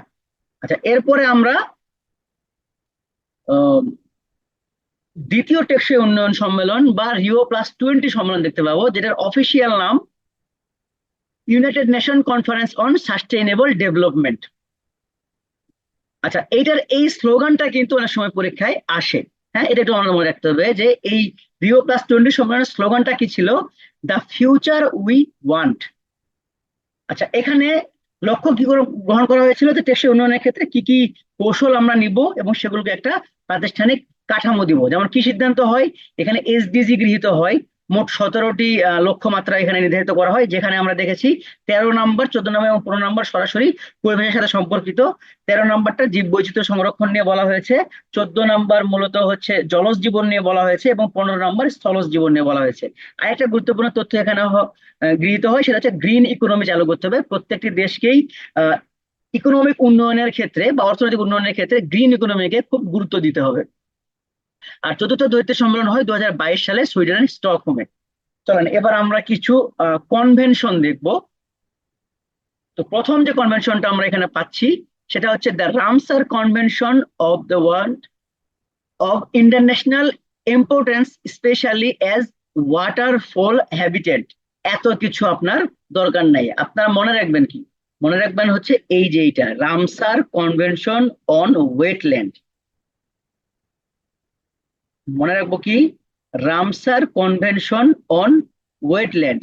আপনারা এতক্ষণ ধরে অনেকগুলো সম্মেলনের কিন্তু নাম আপনারা দেখে ফেলছেন, সুতরাং আপনাদের একটা আইডিয়া হয়ে যাওয়ার কথা এই সম্মেলনটার নাম রামসার কেন হইলো। হ্যাঁ, কারণ এটা হচ্ছে রামসারে হয়েছিল। এটার মূল উদ্দেশ্য কি ছিল দেখেন, জলাভূমি সংরক্ষণ করা। তাহলে আপনাদেরকে তো আমি এর আগেই বলেছিলাম যে আপনারা যখনই নতুন কোনো টপিক পড়বেন মানে এই পরিবেশের ক্ষেত্রে, আপনারা একটা কি ওয়ার্ড মাথায় রাখবেন, তাহলে বাকি তথ্যগুলো আপনাদের আর খুব বেশি গুরুত্ব দরকার হবে না, এবং এখান থেকেই পরীক্ষায় আপনাদের প্রশ্ন আসে। যেমন সরি, রামসার কনভেনশন মূলত কাজ করে জলাভূমি সংরক্ষণ নিয়ে। তার মানে রামসার নিয়ে যখনই কথা হবে, রামসার মানেই হচ্ছে আপনি বুঝে নেবেন যে জলাভূমি নিয়ে কাজ করতে হবে। আচ্ছা, রামসার কোথায়? রামসার হচ্ছে ইরানে অবস্থিত। এটা একটু সহজে মনে রাখার উপায় হচ্ছে, দেখেন এটা স্বাক্ষরিত হয় 1971 সালে, তখন আমাদের দেশে মুক্তিযুদ্ধ চলছিল, এবং এটা কার্যকর হয় 1975 সালে। এগুলো না নাইস টু নো, মুখস্থ রাখতে হবে এমন না, যদি আপনার মুখস্থ থাকে তাহলে তো ভালো, আর যদি না থাকে কোনো প্রেশার নিয়েন না। 200 মার্কের পরীক্ষায় হায়েস্ট একটা বা দুইটা সাল আসবে। আচ্ছা, এখানে দেখেন স্বাক্ষর করে মোট 171টি দেশ। এইটাও খুব বেশি জরুরি না, এটা আপনারা স্কিপ করতে পারেন, এটা খুব বেশি জরুরি না। তবে জরুরি হচ্ছে বাংলাদেশের রামসার সাইট কয়টি। বাংলাদেশের রামসার সাইট হচ্ছে দুইটি। কোথায় কোথায়? একটা হচ্ছে টাঙ্গুয়ার হাওর, আর একটা হচ্ছে সুন্দরবন। সুন্দরবন রামসার সাইট হিসেবে স্বীকৃতি পায় 1992 সালে, আর টাঙ্গুয়ার হাওর রামসার সাইট হিসেবে স্বীকৃতি পায় 2000 সালে। তাহলে পরীক্ষা আসার মতো এখান থেকে প্রশ্ন কি কি হতে পারে দেখেন। Ramsar site, sorry, Ramsar convention এটা কি নিয়ে কাজ করে? জলাভূমি সংরক্ষণ নিয়ে কাজ করে। রামসার কনভেনশন কোথায় স্বীকৃত হয়, সরি গৃহীত হয়? ইরানের রামসারে গৃহীত হয়। কবে হয়? 1971 সালে। বাংলাদেশের রামসার সাইট কয়টি? দুইটি, একটা সুন্দরবনে আর একটা টাঙ্গুয়ার হাওরে। এই কয়টা মনে রাখলেই চলবে। এরপরে আমরা চলে আসছি ভিয়েনা কনভেনশনে। ভিয়েনা কনভেনশন কবে হয়? ভিয়েনা কনভেনশন হয় 1985 সালে। আচ্ছা, এটা কি? এটা হচ্ছে গৃহীত হয় কিন্তু, হ্যাঁ, ভিয়েনা কনভেনশন 1985 সাল বলতে এটা বোঝানো হচ্ছে গৃহীত হয়। আচ্ছা, এটা তাহলে আমরা আমরা আবার এটা তাহলে হাইলাইটেড পয়েন্টটা বের করি। তাহলে ভিয়েনা কনভেনশন কি হিসেবে কাজ করবে? Protection of the ozone layer. এতখানি আপনার মনে রাখার দরকার নাই, কঠিন করে ফেলা দরকার নাই। আপনি এখান থেকে কি পয়েন্টটা মনে রাখবেন, ভিয়েনা কনভেনশন কাজ করে মূলত ওজোন লেয়ার নিয়ে। ভিয়েনা কনভেনশন কি নিয়ে কাজ করে? ওজোন লেয়ার নিয়ে। আচ্ছা, এখানে এখানে বলা আছে, তাহলে এটার উদ্দেশ্য মূলত কি? ওজোন স্তরের সুরক্ষা এবং সংরক্ষণ। এটা ডাবল হয়ে গেছে এই শব্দটা। তাহলে ভিয়েনা কনভেনশন যখনই আপনার মাথায় আসবে, আপনার মাথায় যেন একটা শব্দই আসে, সেটা হচ্ছে ওজোন স্তর। তাহলে আপনি রিলেট করে ফেলতে পারবে ইজিলি। আচ্ছা, এটা গৃহীত হয় 1985 সালে, আর কার্যকর হয় 1988 সালে। আচ্ছা, বাংলাদেশ সমর্থন করে কবে? এটা জরুরি না, এটা স্কিপ করেন। বাসেল কনভেনশন, তাহলে আমরা এখান থেকে পয়েন্ট বের করি। Basel convention on the control of transboundary movement of hazardous waste and their disposal. তার মানে মূলত বাসেল কনভেনশনে কি করা হয়েছে, বিভিন্ন যে হ্যাজার্ডাল ওয়েস্ট, এই যে একটু আগে আপনাদেরকে বলেছিলাম যে বিভিন্ন রকমের ক্ষতিকর যে বর্জ্য পদার্থ আছে, বা কি হয় আমরা যে এক দেশ থেকে আরেক দেশে, যেমন আমাদের বাংলাদেশে ধরেন যে ক্রুড অয়েল নাই, বা আমাদের বাংলাদেশেই কিন্তু জ্বালানির জন্য যেই গ্যাসগুলো দরকার হয় সেগুলো কিন্তু আমরা সব পাই না। তো এগুলো আমাদের কি করতে হয় বলেন তো? ইম্পোর্ট করতে হয় নিশ্চয়ই। যেমন বাংলাদেশ সব থেকে বেশি ইম্পোর্ট করে কোন কোন জায়গার দেশ থেকে বলেন তো? আমরা যে অয়েল নিয়ে আসি, তেল নিয়ে আসি, কোন কোন দেশ থেকে নিয়ে আসি? রাশিয়া থেকে আনি। আনতামও বলা যায়, কারণ অলরেডি তো ইউএস এর কিছু স্যাংশনের কারণে আমরা রাশিয়া থেকে এখন খুব বেশি নিতেও পারতেছি না।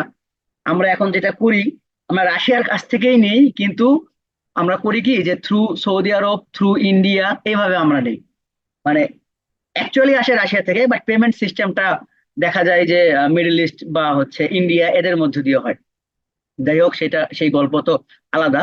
তো এই যে ধরেন যে সমুদ্রের মধ্যে দিয়ে এত বেশি, প্রায় ধরেন যে কয়েক লক্ষ লক্ষ গ্যালন, এই যে আপনার প্রাকৃতিক, সরি প্রাকৃতিক, প্রাকৃতিকই তো অবশ্যই, মানে এই যে তেল বা লিকুইড জ্বালানি গুলো যে আমরা নিয়ে আসতেছি, এগুলো কিন্তু অনেক সময় কি হয়, লিকেজ হয় তাহলে কি সমুদ্র দূষিত করে, আবার এনভায়রনমেন্ট দূষিত করে। তো এগুলো থেকে কন্ট্রোল করার জন্য বা এগুলোকে একটা লিমিটেশনে আনার জন্য একটা কনভেনশন হয়। এই কারণেই আপনি বাসেল কনভেনশন মনে রাখার সহজ উপায় বা এখান থেকে হট ওয়ার্ডটা আপনি ধরবেন হচ্ছে হ্যাজার্ডাস ওয়েস্ট অথবা হ্যাজার্ডাস ডিসপোজাল। এইটুকু আপনারা শুধু মনে রাখেন, যাতে করে বাসেল কনভেনশন মনে হলে মাথার মধ্যে এটাই আসে যে হ্যাজার্ডাস ওয়েস্টেজ নিয়ে কাজ করছিল কে, বাসেল বাসেল কনভেনশনে। আচ্ছা, তাহলে এইটা এই যে এখানে ডিটেলস দেওয়া আছে, তারপরে এটা গৃহীত হয় 1989 সালে। 3 বছর পর বলেছিলাম না, সচরাচর গৃহীত থেকে কার্যকর হয় 2 অথবা 3, এটা এইভাবেই কাজ করে সবসময়। তো দেখেন, গৃহীত হয় 1989 সালে আর কার্যকর হয় 1992 সালে। এটার মেইন উদ্দেশ্যই ছিল যে আমরা এই যে বর্জ্য পদার্থগুলা বা এই যে বিভিন্ন রকমের যে খনিজ পদার্থগুলাকে আমরা যে ক্যারি করি, এগুলো করার সময় কিন্তু এই আবার অনেক সময় হয় কি, আপনাদেরকে তো আমি ভালোভাবে কথাটা বলতেছি, সব দেশ তো ভালো হয় না, অনেক দুষ্টু দেশ থাকে না। ধরেন যে বর্জ্য পদার্থ নিয়ে যাচ্ছি মানে তো বুঝতে পারতেছেন এটা একটা না একটা জায়গাতে তো ডাম্পিং করতেই হবে। তো যদি আমি যাত্রা পথে গভীর সমুদ্রে যদি, ধরেন আমি যদি 100 গ্যালন যদি আমি ক্যারি করি বর্জ্য পদার্থ, আমি যদি কোনো একটা ফাঁকে সুযোগ পেয়ে যদি আমি 10 গ্যালনও যদি ডাম্পিং করে ফেলতে পারি গভীর সমুদ্রে, তাহলেই কিন্তু আমার কিন্তু অনেকখানি টাকা সেভ হয়ে যাবে। কারণ কি, এগুলো কিন্তু এই হ্যাজার্ডাস যে পদার্থগুলা, এগুলোকে ডাম্পিং করতে প্রচুর খরচ আনইমাজিনেবল খরচ। আপনার যেমন একটা ছোট্ট এক্সাম্পল আপনাদেরকে দেই, ধরেন যে এই যে আমরা যে এত কষ্ট করে কি জানো এটা রূপপুর পারমাণবিক বিদ্যুৎ কেন্দ্র করতেছি, আমরা কিন্তু এই শর্তেই রূপপুর পারমাণবিক বিদ্যুৎ কেন্দ্র রাশিয়াকে করতে দিয়েছি যে আমাদের যেই এই যে ডিসপোজাল যেটা তৈরি হবে নিউক্লিয়ার থেকে, এটা কিন্তু রাশিয়া আবার তাদের দেশে ব্যাক নিয়ে যাবে। হ্যাঁ, মানে ফর কাইন্ড অফ ইনফরমেশন, আমরা কিন্তু রাখতে পারবো না, কারণ আমাদের ওই ধরনের ক্যাপাবিলিটি নাই যে এই বর্জ্যকে আমরা রাখতে পারবো, কারণ ওটা খুবই দাহ্য এবং ক্ষতিকর, খুবই রিস্কি। তো এই কারণে উন্নত দেশগুলো অনেক সময় এগুলো ডাম্পিং করে ফেলে। তো সেগুলোকে একটা জায়গায় কন্ট্রোল করা বা একটা নিয়ন্ত্রণ করার জন্য মূলত এই স্বাক্ষরটা করা দরকার হয়েছিল। বাংলাদেশে এটা দরকার নেই, স্কিপ করেন। আচ্ছা, দেখেন কনভেনশন অন বায়োলজিক্যাল ডাইভার্সিটি, এইটা গৃহীত হয়েছিল কোথায়? রিও কনফারেন্সে, যেটাকে আমরা বলি প্রথম ধরিত্রী সম্মেলন। এটা কার্যকর হয় 1993 সালে। এখান থেকে প্রকার সম্ভাবনা খুব বেশি নাই, এটা আপনারা নাইস টু নো ধরে নেন। এটা মূলত কি করলো তাহলে? এটা মূলত হচ্ছে এই যে জীব বৈচিত্র্য, এটা সামনে আমরা আবার পাবো এই স্লাইডটা, তখন আমরা আরেকবার দেখবো, সমস্যা নেই। রটারডাম কনভেনশন, এটা গৃহীত বা কি এগুলো দরকার নেই, এগুলো আপনারা স্কিপ করেন। যেটা মনে রাখতে পারেন, রটারডাম কনভেনশনটা কোথায় সংগঠিত হয়েছিল, এটা মনে রাখার সহজ উপায় হচ্ছে এই টাইপের উদ্ভট যে নামগুলো, এই যে রটারডাম, তারপরে হচ্ছে আমস্টারডাম, এগুলা সবই হচ্ছে নেদারল্যান্ডে। এভাবে সহজে আপনারা হয়তো একটু রিলেট করে মনে রাখতে পারেন। রটারডাম কনভেনশন কোথায় হয়েছিল? নেদারল্যান্ডে। প্রশ্নটা এভাবে আসতে পারে, এছাড়া এখান থেকে খুব বেশি জরুরি না। তবে এখান থেকে এইটা শুধু একটু মনে রাখতে হবে, রটারডাম কনভেনশনের সাথে সরাসরি কানেক্টেড কি, এই কেমিক্যাল এবং কীটনাশক। তাহলে রটারডাম কনভেনশনের সাথে আমরা কি মনে রাখবো? কেমিক্যাল এবং কীটনাশক, এই দুইটা নিয়ে সরি, এই এই কনভেনশনটা হয়েছিল কোথায়? রটারডাম কনভেনশনে কি কি নিয়ে কথা হয়েছিল? কেমিক্যাল এবং কীটনাশক নিয়ে। আর বাসেল কনভেনশনে কি নিয়ে কথা হয়েছিল? বর্জ্য পদার্থ নিয়ে। আচ্ছা, আমরা মোটামুটি অনেকগুলো কনভেনশন দেখে ফেলছি, এখন আমরা প্রোটোকলে চলে আসবো। আচ্ছা, প্রোটোকলের প্রথমেই আসবে হচ্ছে মন্ট্রিল প্রোটোকল। আচ্ছা, মন্ট্রিল প্রোটোকলের দেখেন এখানে কি বলতেছে, the Montreal protocol on the substances that deplete the ozone layer. তো আমি তো আপনাকে আগেও বলেছি বহুবার যে আমরা পুরোটা মনে রাখবো না। হ্যাঁ, মনে রাখতে পারলে তো আলহামদুলিল্লাহ, যারা যারা মনে রাখতে পারবেন তাদেরকে আমি অবশ্যই বলবো মনে রাখেন। বাট যেহেতু আমাদের প্রচুর তথ্য, এগুলোকে তো যদি আমরা সহজে যদি একটু মনে রাখতে পারি, একটু যদি কম তথ্য মনে রাখতে পারি, তাহলে আমাদের জন্য সুবিধা হয়। তাহলে মন্ট্রিল প্রোটোকলের ক্ষেত্রে আমরা হাইলাইট করব মূলত ওজোন লেয়ারকে। তাহলে মন্ট্রিল প্রোটোকল কি নিয়ে কাজ করে? ডিপ্লিট দ্য ওজোন লেয়ার বা ওজোন লেয়ারের সংরক্ষণের জন্য কাজ করবে। এখন কথা হচ্ছে, ওজোন লেয়ারের উপরে একটা কনভেনশন হয়েছিল, একটু আগে আমরা পড়েছি। ওজোন লেয়ারের উপরে কনভেনশন কি হয়েছিল বলেন তো? Right, Vienna convention. আপনারা এইভাবেও রিলেট করতে পারেন যে ওজোন স্তরের উপরে কনভেনশন হয়েছিল ভিয়েনাতে, আর প্রোটোকল হয়েছিল মন্ট্রিলে। আচ্ছা, এটার মূল লক্ষ্য কি? এই যে ওজোন স্তর ক্ষয়কারী বস্তু সামগ্রী উৎপাদন, বিপণন এবং ব্যবহার। আচ্ছা, এর আগে যখন আমরা ওজোন স্তর নিয়ে পড়েছিলাম, সেইখানে মূলত এটা ওই জায়গাতে, সরি, ভিয়েনা কনভেনশনে আসলে কি করা হয়েছিল একটু এক দুই লাইন বলে নিই। ওইখানে ওজোন স্তরকে রক্ষা করার জন্য যেই গ্রিন হাউস গ্যাসগুলো রয়েছে, সেগুলোর ব্যবহার বা সেগুলো যেন খুব বেশি নিঃসৃত না হয়, সেটার উপরে মূলত সবাই হাইলাইট করেছিল। কিন্তু সেটা করা হয় কবে? ভিয়েনা কনভেনশন গৃহীত হয় কবে মনে আছে? 1985 সালে। এখানে একটু লিখে দেই যেন রিলেট করা যায়। ভিয়েনা কনভেনশন হয়েছিল 1985 সালে। তো সেইটা হওয়ার পরেও দেখা যায় কি, যে খুব বেশি আসলে কোনো দেশই এই জিনিসটা খুব বেশি প্রায়োরিটি দিচ্ছে না। তখন আসলে 3 বছর পরে, সরি এটা 1985 হবে, সরি, 2 বছর পরে 1987 সালে মন্ট্রিল প্রটোকলে এটাকে আরেকটু কনসাইজ করা হয় যে না, এভাবে আসলে কাজটা হবে না। তখন তারা কি করে, এই ওজোন স্তর ক্ষয় করতে পারে এমন সামগ্রীর উৎপাদনই বন্ধ করে দিতে হবে, বা যেটুকু উৎপাদন করা আছে সেগুলো বাজারজাত করা যাবে না, বিপণন করা যাবে না। আর যদি উৎপাদন না থাকে, বাজারেই না থাকে, আপনি ব্যবহারও সহজেই বন্ধ করে ফেলবেন। এইটাই মূলত হচ্ছে লক্ষ্য ছিল। তাই এটা স্বাক্ষরিত হয় কবে দেখেন? 1987 সালে। রিলেট করে পড়েন, ভিয়েনা কনভেনশন হয়েছিল 85 সালে। 2 বছরে খুব বেশি কাজ হয়নি। তার ফলে কনসাইজ করা হলো কোথায়? মন্ট্রিল প্রটোকলে এসে 1987 সালে। এবং 2 বছর পরে সেটা কার্যকর হলো কবে? 1989 সালে। বাংলাদেশ সমর্থন করে কবে? এটা আপনি রিডিং নাইস টু নো, এটা খুব বেশি ইম্পর্টেন্ট না। মন্ট্রিল প্রটোকলের সদস্য মোট কয়টা? 198টি। এতে একটু মনে রাখতে হবে, মন্ট্রিল প্রটোকলের সদস্য মোট 198টি। আচ্ছা, মন্ট্রিল প্রটোকল সংশোধন হয় কয়বার? পরীক্ষায় ডাইরেক্ট এইভাবে প্রিলিতে প্রশ্ন আসে, মন্ট্রিল প্রটোকল সংশোধন হয় কতবার? 5বার। এবং অনেক সময় পরীক্ষা আছে সর্বশেষ সংশোধিত হয় কবে? সর্বশেষ যে সংশোধনটা হয় সেইটার নাম হচ্ছে কিগালি অ্যামেন্ডমেন্ট। কিগালি অ্যামেন্ডমেন্ট কবে হয়? 2016 সালে। তাহলে আপনারা এখান থেকে মনে রাখবেন কি, মন্ট্রিল প্রটোকল সংশোধন হয় মোট 5বার। সর্বশেষ সংশোধনটা হচ্ছে কিগালি অ্যামেন্ডমেন্ট, যেটা 2016 সালে সংগঠিত হয়। আচ্ছা, এখানে কি কি সিদ্ধান্ত হয় দেখেন।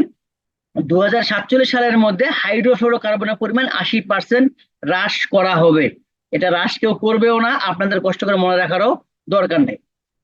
21 শতকের শেষে তাপমাত্রা 0.5 ডিগ্রি বেশি বাড়তে দেওয়া যাবে না, এটাও খুব একটা সম্ভাবনা নাই। তবে যেহেতু একটা একটা বড় ফ্রেম দেখানো হয়েছে, পুরা 21 শতক মিলে, এটা একটু মনে রাখবেন যে 21 শতকের শেষ পর্যন্ত, মানে এটা কি বোঝানো হচ্ছে, যে বর্তমানে যদি তাপমাত্রা যদি আমি এভারেজ 33 ধরি, তাহলে 21 শতকের শেষে, মানে ধরেন যে 2099 সালে গিয়ে যেন তাপমাত্রা 33.5 ডিগ্রি হয়, বা এর চেয়ে কম হয়, এর বেশি হতে দেওয়া যাবে না। আচ্ছা, মন্ট্রিল প্রটোকল তো পড়লাম। এরপরে আমরা চলে আসলাম কিয়োটো প্রটোকলে।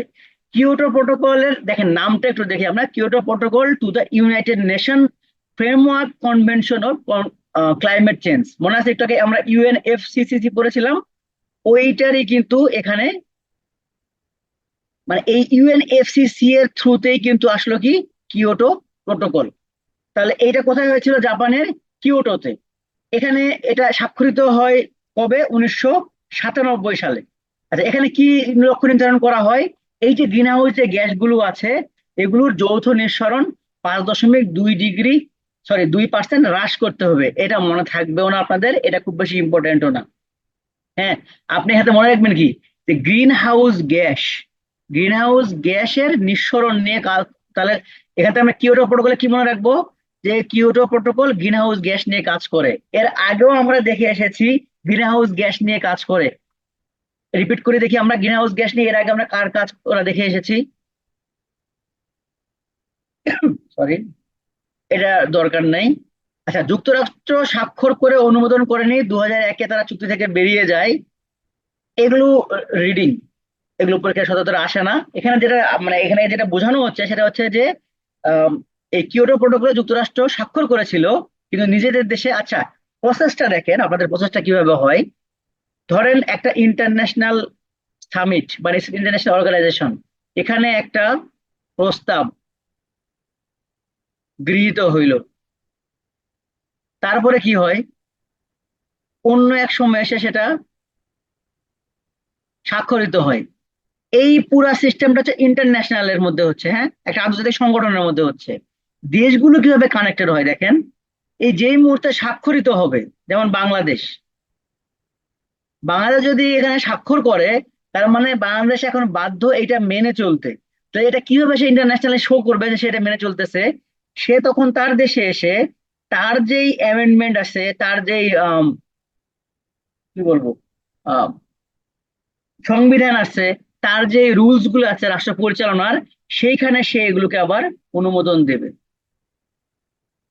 এবং পরবর্তী সালগুলোতে সেগুলো বাস্তবায়িত করবে। এই ফুল প্রসেস হিসাবে কাজ করে, হ্যাঁ, যে কোনো চুক্তি ইন্টারন্যাশনাল, সেটা শুধু শুধু পরিবেশ না, যে কোনো চুক্তি, সেটা অর্থনৈতিক হতে পারে, রাজনৈতিক হতে পারে। কিন্তু এখানে যুক্তরাষ্ট্র কি করলো দেখেন, যুক্তরাষ্ট্র কিন্তু স্বাক্ষর করেছিল, কিন্তু মানে এই পর্যন্ত তারা করছে, যুক্তরাষ্ট্র বন্ধ করে ফেলছে, কিন্তু পরবর্তীতে তারা তাদের দেশে এসে সেটা অনুমোদন দেয়নি, এবং পরবর্তীতে 1 সালে সেই স্বাক্ষরটাও তারা বাদ দিয়ে দেয়, চুক্তি থেকে বের হয়ে আসে। কানাডাও কিন্তু কি করে, আচ্ছা কানাডা আরেকটু এক ধাপ এগিয়ে যায়, কানাডা কিন্তু নিজেদের দেশে অনুমোদনও দিয়ে ফেলছিল, তারপরেও তারা পরবর্তীতে সেখান থেকে বেরিয়ে যায়। আচ্ছা 2012 সালে দোহাই, আচ্ছা প্রথম স্তরের ম্যাচ ছিল 15 বছর, সেই হিসেবে কিন্তু দেখেন 2012 সালে 15 বছর হয়ে গিয়েছিল, কিন্তু পরবর্তীতে এটা আবার 2020 সাল পর্যন্ত বাড়ানো হয়। এগুলো রিডিং, এগুলো আসলে পরীক্ষা আসার সম্ভাবনা একদমই নাই। তো আমরা তার মানে মোট দেখতেছি আসলে 1997 থেকে 2020 সাল পর্যন্ত, যেটাকে আমরা বলতেছি টোটাল প্রায় 23 বছর। হ্যাঁ, টোটাল 23 বছর, কিন্তু অ্যাকচুয়ালি কিন্তু মেয়াদ ছিল 15 বছর। কিন্তু এগুলো থেকে পরীক্ষা আসার সম্ভাবনা নাই, তো এটা আমরা স্কিপ করি। কিয়োটো প্রোটোকলে আমরা যেটা প্রায়োরিটি দিব সেটা হচ্ছে কিয়োটো প্রোটোকল সারা পৃথিবীর সমগ্র যে দেশগুলো আছে, সেই দেশগুলোকে 3 ভাগে ভাগ করেছে। সরি, দেখেন, একটা ভাগকে বলতেছে NX1, একটাকে বলতেছে NX2, একটাকে বলতেছে নন NX কান্ট্রি। NX1 বলতে মূলত মূলত বলতেছে হচ্ছে ইন্ডাস্ট্রিয়াল, ইন্ডাস্ট্রিয়াল জায়ান্ট বলা যাইতে পারে, হ্যাঁ। আর NX2 হচ্ছে ডেভেলপড কান্ট্রি। তার মানে কি, NX1 মূলত হচ্ছে শিল্প উৎপাদন সক্ষমতা বেশি যে দেশগুলোর, সেই দেশগুলোকে একত্রে NX1 কান্ট্রি বলা হয়। এখানে মোট 42টি দেশ আছে, হ্যাঁ, এখানে মোট 42টি দেশ আছে, যে দেশগুলোতে শিল্প উৎপাদন সব থেকে বেশি হয়। তো শিল্প উৎপাদনের সাথে NX1 কেন অ্যাড করা হলো, লজিকটা কি, এটা এক এক লাইনে আমরা বলি তো, যে কেন শিল্প উৎপাদনকে এখানে প্রায়োরিটি দেওয়া হচ্ছে, NX1 বলা হচ্ছে, শিল্প উৎপাদনকারী দেশগুলোকে কেন আমরা একত্র করলাম? আচ্ছা, কারণ হচ্ছে এগুলো কার্বন নিঃসরণ বেশি করে, বা এগুলো গ্রিন হাউস গ্যাস নিঃসরণ বেশি করে, এই কারণে এগুলোকে হচ্ছে আমরা NX1 বলতেছি। আর NX2 হচ্ছে 24টি দেশ, সরি, বা হচ্ছে ডেভেলপড কান্ট্রি, মোট হচ্ছে 24টি দেশ। আর নন এনএক্স কান্ট্রি হচ্ছে যারা, যাদের দেশে খুব বেশি ইন্ডাস্ট্রিও নাই, আবার যারা খুব বেশি কার্বন নিঃসরণও করে না, তাদেরকে বলে মূলত নন এনএক্স কান্ট্রি। আমরা একটু ডিটেলসে পড়ি, দেখেন, শিল্প প্রধান 42টি দেশ প্লাস ইউরোপীয় ইউনিয়ন, এই সবগুলো মিলেই মূলত হচ্ছে NX1, মানে সারা পৃথিবীর মধ্যে এই 42টি দেশই মূলত সব থেকে বেশি, একটু লাইনে থাকবে, ওকে। তাহলে শিল্প প্রধান যে দেশগুলো আছে, তারাই সব থেকে বেশি কার্বন নিঃসরণ করে, এবং তাদেরকে একত্রে বলা হয় NX1 কান্ট্রি। এগুলোকে মূলত হচ্ছে গ্রিন হাউসের জন্য দায়ী দেশ বলা হয়। এই দেশগুলোতে গ্রিন হাউস গ্যাস নিঃসরণের একটা সীমা বেঁধে দেওয়া আছে। তাহলে আমরা মনে রাখবো কি, এই দেশগুলো সারা বছর সর্বোচ্চ কি পরিমাণে কার্বন নিঃসরণ করতে পারবে, এই ধরনের একটা লিমিটেশন দেওয়া আছে। আচ্ছা, NX2, NX2 হচ্ছে মূলত উন্নত যে দেশগুলো, মানে মোট 24টা যে দেশ আছে উন্নত, এইগুলোকে মূলত একত্রে NX2 বলা হচ্ছে। এরা কি করে, এরা উন্নয়নশীল দেশগুলোকে ক্ষতিপূরণ দিবে। কেন ক্ষতিপূরণ দিবে, একটা সিম্পলি এক্সাম্পল দেই তাহলে বুঝবেন। ধরেন ভুটান, ভুটান কিন্তু সম্পূর্ণটাই মোটামুটি একটা গ্রিন কান্ট্রি, এবং তাদের খুব বেশি ইন্ডাস্ট্রিও নাই, কিন্তু এই ভুটানের পাশে ভারত বা চায়না যে পরিমাণে ইন্ডাস্ট্রি তৈরি করছে, এই যে কার্বনটা যখন বাতাসে ছড়িয়ে যাচ্ছে, সেটার জন্য কি ভুটানের লোকজন ক্ষতিগ্রস্ত হচ্ছে না? কি মনে হয় আপনাদের? ভুটানের লোকজনের কিন্তু ক্ষতি হচ্ছে। তাহলে এই যে তারা কিছু না করেও যে ক্ষতির সম্মুখীন হচ্ছে, এই কারণে তাদেরকে একটা ক্ষতিপূরণ দিতে হবে। এই ক্ষতিপূরণটা কারা দিবে, সরি, উন্নত দেশগুলো দিবে। তো এইটা কাজটা করে কিভাবে সেটা একটু আমরা দেখবো, তার আগে আমরা একটু লিস্টটা দেখি। দেখেন এখানে যে লিস্টটা দেখতেছেন, এই অংশটা হচ্ছে মূলত ইউরোপীয় ইউনিয়নের লিস্ট। আর এই বরাবর এই ফুল এইটা হচ্ছে NX2, এই পুরোটাই হচ্ছে NX2। তার মানে এরা সব থেকে বেশি কার্বন নিঃসরণ করে। আচ্ছা, এই নন NX মানে হচ্ছে বৈশ্বিক উষ্ণায়নের জন্য দায়ী নয়, যেমন ভুটান যেটা বললাম, বা ধরেন মাদাগাস্কার। কাজটা কিভাবে হয় আমরা একটু দেখি। ধরেন বিশ্বের প্রতিটা দেশই 100 একক কার্বন নিঃসরিত করতে পারবে সারা বছর জুড়ে। তাহলে ধরেন ইউএস এর জন্য 100 একক, চায়নার জন্য 100 একক, আবার ভুটানের জন্য 100 একক। কিন্তু আমরা দেখতে পাচ্ছি ইউএসএ 400 একক ইউনিট হচ্ছে কার্বন নিঃসরণ করে। আবার ভুটান দেখা যায় কি মাত্র 17 ইউনিট, বা একটু আইডিয়াল তথ্যই নেই, ধরেন 10 ইউনিট কার্বন নিঃসরণ করে। তো এক্ষেত্রে এখানে কি হয়, কার্বন ট্রেড করা যায়, আমরা সামনে এটা পড়বো, আমরা কার্বন ট্রেড করা যায়। এই যে ভুটান যে অনেকখানি, ধরো ভুটানেরও তো 100 একক ছিল, এই যে 90 একক যে বেঁচে গেল, সে যে নিঃসরণ করেনি, এই 90 একক সে ইউএস এর কাছে সেল করতে পারবে। মানে কি, ইউএসএ তখন হয়ে যাবে কি, ইউএসএ টোটাল একক হয়ে যাবে 190। মানে এই 190 জন্য কাউকে জবাবদিহি করতে হবে না। আর ওই 90 এককের জন্য সে ভুটানকে একটা ক্ষতিপূরণ দিবে। এইভাবে মূলত কাজ করে থাকে। আচ্ছা, এই যেখানে কার্বন ট্রেড চলে আসছে দেখেন, এই কার্বন ট্রেডটা মূলত কিয়োটো প্রোটোকলের 17 নম্বর অনুচ্ছেদে উল্লেখ করা আছে। তাহলে কিয়োটো প্রোটোকলের কথা উল্লেখ করা আছে 17 নম্বর অনুচ্ছেদে। তাহলে এটা কিভাবে কাজ করতেছে আমরা তো অলরেডি একবার দেখলাম, যে যেই দেশগুলো কার্বন নিঃসরণে দায়ী নয়, সেই দেশগুলো যখন তাদের যে ইউনিটটা সেটা একটা উন্নত দেশকে দিয়ে দিচ্ছে, দিয়ে বিনিময়ে একটা টাকার মানে একটা যোগান হচ্ছে, বিনিময়ে তারা সেই টাকা দিয়ে নিজেদের একটা অর্থনৈতিক উন্নয়ন করতে পারতেছে। এইটার মাধ্যমে সারা পৃথিবীতে একটা চেক এন্ড ব্যালেন্স হচ্ছে। কিন্তু খেয়াল করে দেখেন তো, আসলে কি উন্নয়ন হচ্ছে কোনো, মানে কার্বন নিঃসরণ কি কন্ট্রোল হচ্ছে কোনোভাবে? সেটা কিন্তু হচ্ছে না। কিন্তু এটা একটা মানে সুন্দর একটা প্ল্যান হয়ে গেছে। আচ্ছা, কার্বন ট্যাক্স প্রথম চালু করে হচ্ছে ফিনল্যান্ড। কার্বন ট্যাক্স প্রথম চালু করে কে? ফিনল্যান্ড। আর মোট চালুকারী দেশ হচ্ছে এই মুহূর্তে 27টি। তাহলে এখান থেকে প্রশ্ন আসতে পারে দুইটাই, যে প্রথম কার্বন ট্যাক্স চালু করে কোন দেশ? প্রথম কার্বন ট্যাক্স চালু করে ফিনল্যান্ড, এবং মোট চালুকারী দেশ 27টি। এশিয়ায় কোন দেশগুলোতে কার্বন ট্যাক্স রয়েছে? সহজে মনে রাখার উপায় হচ্ছে, যেগুলো আমাদের এশিয়া মহাদেশের সব থেকে ধনী দেশ, খেয়াল করে দেখেন, চীন, জাপান, সিঙ্গাপুর, দক্ষিণ কোরিয়া, তাইওয়ান, এই কয়টা কিন্তু সহজেই মনে থাকবে, কারণ আমাদের এশিয়াতে সব থেকে ধনী দেশ এই কয়টাই: চীন, জাপান, সিঙ্গাপুর, দক্ষিণ কোরিয়া, তাইওয়ান। আর একটা দেশ শুধু হিসেবে মনে রাখতে পারেন, সেটা হচ্ছে ভারত, আমাদের বাংলাদেশের প্রতিবেশীতম দেশ হিসেবে। অনেক সময় পরীক্ষায় আসে যে এশিয়ার কোন দেশ কার্বন ট্রেড চালু করেছে। আচ্ছা, এরপর হচ্ছে কার্টাগেনার প্রোটোকল। কার্টাগেনার প্রোটোকলের নামও এখানে অনেক বড় আকার দেখতে পাচ্ছেন, দ্য কার্টাগেনার protocol of biosafety to the convention of the biological diversity. কিন্তু আমরা সেই আগের মতোই দেখবো, আমরা মনে রাখবো শুধু ছোট্ট একটা অংশ, যেমন এখানে মনে রাখবো বায়োলজিক্যাল ডাইভার্সিটি। তাহলে বায়োলজিক্যাল ডাইভার্সিটি আমরা পাবো, এটা মূলত কোন প্রোটোকলে কাজ করবে? কার্টাগেনার প্রোটোকলে কাজ করবে। আচ্ছা, এটার অপর নাম হচ্ছে বায়োলজিক্যাল ডাইভার্সিটির বাংলায় হচ্ছে জৈব, সরি, বায়োলজিক্যাল ডাইভার্সিটি মূলত হচ্ছে জীব বৈচিত্র্য। কিন্তু এখানে জৈব নিরাপত্তার কথা বলা হয়েছে, জীব বৈচিত্র্যেরই নিরাপত্তাই তো মূলত হচ্ছে কাটাগানা প্রোটোকল। এই যে লেখা আছে দেখেন, এই যে জীব বৈচিত্র্যটাই হচ্ছে বায়োলজিক্যাল ডাইভার্সিটি। এইটা মূলত কাটাগানা প্রোটোকলের মধ্যেই অন্তর্ভুক্ত। আচ্ছা, এটা রিডিং, এটা স্বাক্ষর হয় 2000 সালে, কার্যকর হয় 2003 সালে।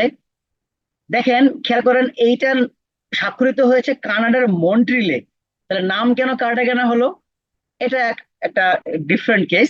এটা কলম্বিয়ার কার্টাগেনাতে এটা হওয়ার কথা ছিল, সামহাও এটা হয় নাই, হয়েছে কানাডার মন্ট্রিলে। তো এই কারণে নামটা তারা আর চেঞ্জ করে নাই, নামটা তারা কার্টাগেনা প্রোটোকলই রেখেছে, কিন্তু স্বাক্ষরিত হয়েছে কানাডার মন্ট্রিলে। এগুলো একটা নাইস টু নো টাইপের তথ্য। আচ্ছা, বাংলাদেশ স্বাক্ষর করে 2000 সালে, এটাও রিডিং, এটাও লাগবে না, দরকার নেই। এবার যে নাগোয়া প্রোটোকল, নাগোয়া প্রোটোকল শুধুমাত্র আপনার এইটুকুই মনে রাখেন, সেটা হচ্ছে নাগোয়া প্রোটোকল বন্য প্রাণী সংরক্ষণ বিষয়ক প্রোটোকল। নাগোয়া প্রোটোকল কি কাজ করে? বন্য প্রাণী সংরক্ষণে কাজ করে নাগোয়া প্রোটোকল। এটা জাপানের নাগোয়াতে স্বাক্ষরিত হয় 2010 সালে। আচ্ছা, এবার আমরা কপ নিয়ে একটু ডিটেলস পড়বো। দেখেন, কপ আমরা এর আগে পড়েছিলাম যে এটা মূলত নিয়ন্ত্রিত হয় UNFCCCর মাধ্যমে। এটা জাতিসংঘের বার্ষিক জলবায়ু সম্মেলন। তো এখন পর্যন্ত 29টি কপ সম্মেলন হয়ে গিয়েছে। আর 30 নম্বর কপ সম্মেলন সম্পর্কে প্ল্যান সব হয়ে গিয়েছে। 30 নম্বর কপ সম্মেলন সামনে বছর হবে। এটার মূল কাজ কি? এই ইউএনএফসিসি এর জন্য যে লক্ষ্যগুলো নির্ধারণ করা হয়েছিল সেগুলোকে মনিটর করা এবং প্রতি বছর সম্মেলনের মাধ্যমে রিভিউ করা। আচ্ছা, এটার মেইন অ্যাসপেক্ট দেখেন, এই যে আমাদের পৃথিবীর যে তাপমাত্রা এটা 1.5 ডিগ্রির বেশি যেন কোনোভাবেই না হয়, এবং কার্বন জিরো কার্বনটাকে হচ্ছে কমিয়ে নেট জিরো করা 2050 সালের মধ্যে। হ্যাঁ, এই দুটো হচ্ছে মেইনলি এটার মেইন উদ্দেশ্য। কপে তাহলে মেইন উদ্দেশ্য আমরা দুইটা কি পাচ্ছি, একটা পাচ্ছি যে আমাদের বৈশ্বিক তাপমাত্রা 1.5 ডিগ্রি কম আনতে হবে, এবং কার্বন নিঃসরণ বা গ্রিন হাউস গ্যাস নিঃসরণ 2050 সালের মধ্যে নেট জিরোতে আনতে হবে। যে কোনো কিছুরই প্রথমটা একটু আমাদের মনে রাখতে হবে। এই কারণে আমরা COP1টা শুধু এইটুকুই মনে রাখবো যে COP1 প্রথম ছিল 1995 সালে জার্মানির বার্লিনে হয়েছিল। তাহলে COP1 কোথায় হয়েছিল? 1995 সালে জার্মানির বার্লিনে হয়েছিল। এখন আপনারা খেয়াল করে দেখেন, কপ নিয়ন্ত্রণ হয় কোন প্রতিষ্ঠানের মাধ্যমে? কপ নিয়ন্ত্রণ করে কোন প্রতিষ্ঠান? কুইকলি রেসপন্স করি তো। হ্যাঁ, UNFCCC। এটার সদর দপ্তর কোথায়? হ্যাঁ, জার্মানির বনে। তাহলে দেশটা হচ্ছে জার্মানি। তো এই কারণেই খুব স্বাভাবিকভাবেই জার্মানিতে প্রথমটা হয়েছিল, মানে এটা হচ্ছে রিলেট করার জন্য আমি বললাম। হ্যাঁ, যে কপ সম্মেলনটা শুরু হয়েছিল জার্মানি থেকেই, কারণ জার্মানিতেই হচ্ছে ইউএনএফসিসির সদর দপ্তর। এরপরে একটা গুরুত্বপূর্ণ কপ সম্মেলন হচ্ছে COP15, যেটাকে বলা হয় United nation climate change conference বা কোপেনহেগেন সম্মেলন। এটাকে আমরা একটু গুরুত্ব দিয়ে পড়বো, কারণ হচ্ছে এইখানে দুইটা গুরুত্বপূর্ণ আহ, বিষয় নিয়ে আলোচনা করা হয়। একটা হচ্ছে যে বৈশ্বিক তাপমাত্রা যে 2 ডিগ্রি সেলসিয়াসের নিচে রাখতে হবে। 2 ডিগ্রি সেলসিয়াস মানে আবার এমন না যে -2 বা এরকম কিছু না। বর্তমানে যে এক্সিস্টিং টেম্পারেচার আছে তার চেয়ে যেন 2 ডিগ্রি সেলসিয়াসের বেশি যেন না বাড়ে। হ্যাঁ, এই কারণে এই তাপমাত্রাকে 2 ডিগ্রি সেলসিয়াসের নিচে রাখার সিদ্ধান্ত গৃহীত করা হয়েছে। আরেকটা হচ্ছে green climate fund. Green climate fund বিষয়টা কিরকম, যে এই যে বিশ্বে যে গ্রিন হাউস গ্যাস নিঃসরণের কারণে বা কার্বন নিঃসরণের কারণে যে একটা যে বায়োলজিক্যাল যে ক্ষতি হচ্ছে সারা পৃথিবীতে, সেইটাকে কন্ট্রোল করার জন্য, সেটাকে নিয়ন্ত্রণ করার জন্য বা সেটাকে একটা পজিটিভ মুখী করার জন্য এটা ফান্ড দরকার হয়, যেটাকে বলা হচ্ছে গ্রিন ক্লাইমেট ফান্ড। এই দুইটা বিষয় স্বীকৃত হয় কোথা থেকে? COP15-এ। তাহলে আচ্ছা, COP15 কোথায় হইলো? কোপেনহেগেন সম্মেলনে, যেটা COP15 নামে পরিচিত। তাহলে এখানে আমরা দুইটা তথ্য পেলাম। COP15-এ আমরা কি কি পাইলাম? একটা হচ্ছে যে বৈশ্বিক তাপমাত্রা 2 ডিগ্রি সেলসিয়াসের নিচে রাখতে হবে, আর একটা হচ্ছে গ্রিন ক্লাইমেট ফান্ড গঠন করতে হবে। তো অবশেষে গ্রিন ক্লাইমেট ফান্ড কিন্তু, আচ্ছা এটা একটা ব্যাপার আছে, এখানে এটা লেখা নাই। এটা 2009 সালে হয়েছিল, যেখানে লেখা আছে, যেখানে লেখা আছে 2009 সালে এটা স্বাক্ষরিত হয়েছিল বা গৃহীত হয়েছিল, কিন্তু এটা কার্যকর হয়েছিল কিন্তু আবার 2012 সালে এসে। 2012 সালে দক্ষিণ কোরিয়ার ইনচিওনে গ্রিন ক্লাইমেট ফান্ড হিসেবে মানে স্বাক্ষরিত হয়, এবং এইটাই আবার 2020 সালে সমগ্র দেশ এক জায়গায় এসে স্বীকৃতি দেয় যে প্রতি বছর তারা $100 বিলিয়ন প্রদান করবে এই গ্রিন ক্লাইমেট ফান্ডে। আচ্ছা, বাংলাদেশও এগিয়ে রয়েছে এই জায়গায়। বাংলাদেশ তাদের নিজেদের দেশে এই আসপেক্ট থেকে একটা নতুন ফান্ড গঠন করে, যেটার নাম দেয় হচ্ছে BCCRF। হ্যাঁ, BCCRF, Bangladesh climate change resilient fund, 2010 সাল। এটা আবার পরবর্তীতে ফান্ডিং এর মাধ্যমে মন্ত্রণালয়ের আন্ডারে এটা করা হয় কি, BCCTF। হ্যাঁ, এইটাকে দায়িত্ব দেওয়া হয় এই ফান্ডিংটা রেইজ করার জন্য, Bangladesh climate change trade fund. এটা এখন খুব বেশি জরুরি না। এরপরে আমরা পাবো একটা হচ্ছে COP21। COP21 এটার এই যেগুলো লেখা আছে এগুলো আপনার রিডিং করে নেন, এগুলো খুব বেশি জরুরি না, কিন্তু এটার ইম্পর্টেন্সটা হচ্ছে COP21 কে বলা হয় প্যারিস সম্মেলন। দাঁড়ান আমরা আগে পরের স্লাইডে যাই। হ্যাঁ, প্যারিস জলবায়ু সম্মেলন বা COP21 সম্মেলন। এর আরেকটা নাম হচ্ছে CMP11। এটা বিভিন্ন ভাবে কিন্তু নামকরণ করা হয়েছে। দেখেন, CMP11, COP21 বা প্যারিস 2015। এই CMP11 এর পুরো রূপ কি, যেখানে নিচে লেখা আছে এগুলো রিডিং, এগুলো পরীক্ষার সম্ভাবনা নাই। যেটা আসতে পারে যে COP21 সম্মেলনের অপর নাম কি, বা প্যারিস জলবায়ু সম্মেলন কোন কপ সম্মেলনে হয়েছিল। এটা হচ্ছে COP21 সম্মেলনে হয়েছিল। আচ্ছা, এখানে কি কি হয়? এখানে মূলত বৈশ্বিক তাপমাত্রা বৃদ্ধি এবং কার্বন নিঃসরণ কমানোর জন্য একটা দীর্ঘমেয়াদী পরিকল্পনা গ্রহণ করা হয়, যেটার নাম হচ্ছে প্যারিস এগ্রিমেন্ট। এই প্যারিস সম্মেলনে যেই বৈশ্বিক তাপমাত্রা কন্ট্রোলের জন্য যে এগ্রিমেন্টটা হয়, এটার নাম কি হলো? Paris agreement. এটা 2016 সালে আহ, গৃহীত হয়। এটাও আর এখন খুব বেশি ইম্পর্টেন্ট না। আচ্ছা, এখানে কি কি হবে এইটা কিন্তু এর আগে আমরা একবার পরে আসছি, যে এই চুক্তি অনুযায়ী এটা কি করবে, যে উষ্ণতা 2 ডিগ্রি সেন্টিগ্রেড নিচে রাখবে। এগুলো হচ্ছে নাইস টু নো, এগুলো রিডিং করে নেবেন, এখান থেকে পরীক্ষার সম্ভাবনা খুবই কম। আচ্ছা, এটাতে কি হয়, USA 2020 সালে আনুষ্ঠানিকভাবে ত্যাগ করে। 2020 সালে আনুষ্ঠানিকভাবে ত্যাগ করে, এটা সহজে মনে রাখার উপায় হচ্ছে এই সময় ক্ষমতায় কে ছিল? ট্রাম্প। এসব পরিবেশ টরিবেশ মানে না, আপনার নিশ্চয়ই এতদিন এই জিনিসটা বুঝে গেছেন। ট্রাম্প যখন ক্ষমতায় আসছিল, সে এসেই দেখেন এই যে পরিবেশ সম্মেলন থেকে বের হয়ে গেছে, কপ থেকে বের হয়ে গেছে, এই তারপরে হচ্ছে আম, এই চুক্তি থেকেও বের হয়ে গেছে। কিন্তু আবার যখন জো বাইডেন ক্ষমতায় চলে আসছে, তখন সে আবার তারা হচ্ছে ফেরত চলে আসছে। আবার ট্রাম্প ক্ষমতায় আসছে, জানি না এখনো পর্যন্ত তারা আসছে কিন্তু এই সম্মেলনে। কিন্তু দিন শেষে এখানে থাকা না থাকা তাদের কাছে সেম হয়ে যায়, কারণ তারা সারা পৃথিবীতে এখন যুদ্ধ লাগানো এবং যুদ্ধ বন্ধ করা নিয়ে ব্যস্ত। ট্রাম্প গত 6 মাসে 7টা যুদ্ধ বন্ধ করছে, আপনারা খেয়াল করছেন কিনা এটা নিয়ে কিন্তু বেশ কিছু ফেসবুকে ট্রলও হচ্ছে। 7টা সংঘাত সে নিরসন করেছে, এবং এই জন্য সে নিজেই এবারে শান্তিতে নোবেলের শান্তি পুরস্কার সে চাই। সেজন্য সে কিন্তু আহ চেষ্টা করতেছে, এবং নেতানিয়াহু হচ্ছে আবার সেখানে সমর্থন দিয়েছে, যে না, ট্রাম্প যা করেছে তার জন্য তাকে অবশ্যই শান্তিতে নোবেল দেওয়া উচিত। কারণ এতগুলো জায়গাতে সে যুদ্ধ লাগায়, আবার যুদ্ধ সে আবার বন্ধ করে ফেলছে। এটা কিন্তু বিশাল ব্যাপার। ওকে, এখানে মূলত সবুজায়ন চুক্তি করা হয়, এটা খুব বেশি ইম্পর্টেন্ট না, এটা আপনারা রিডিং করে নিতে পারেন। এই পরের স্লাইডটা একটু ইম্পর্টেন্ট, কারণ এটা একদমই সাম্প্রতিক, কিছুদিন আগে হয়ে গেল। হ্যাঁ, দেখেন COP29 সম্মেলন কোথায় হয়েছিল, পরীক্ষায় ডাইরেক্ট প্রশ্ন আসতে পারে।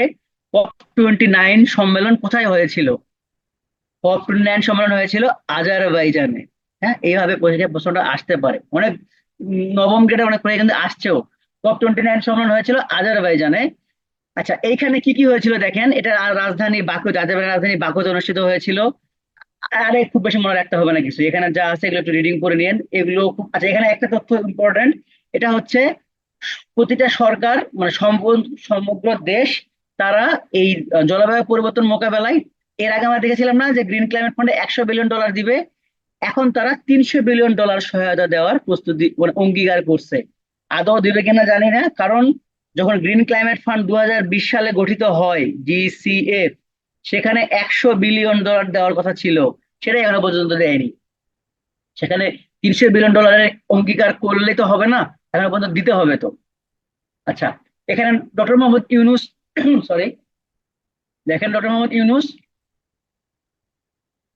পানির ব্যবহার নিয়ে কথা বলছে, মূলত হচ্ছে নেপাল এবং ভুটানের জলবিদ্যুতের ব্যবহারের কথা বলছে। এগুলো রিডিং, এগুলো ইন্টারন্যাশনাল আসপেক্ট থেকে পরীক্ষা আসবে না।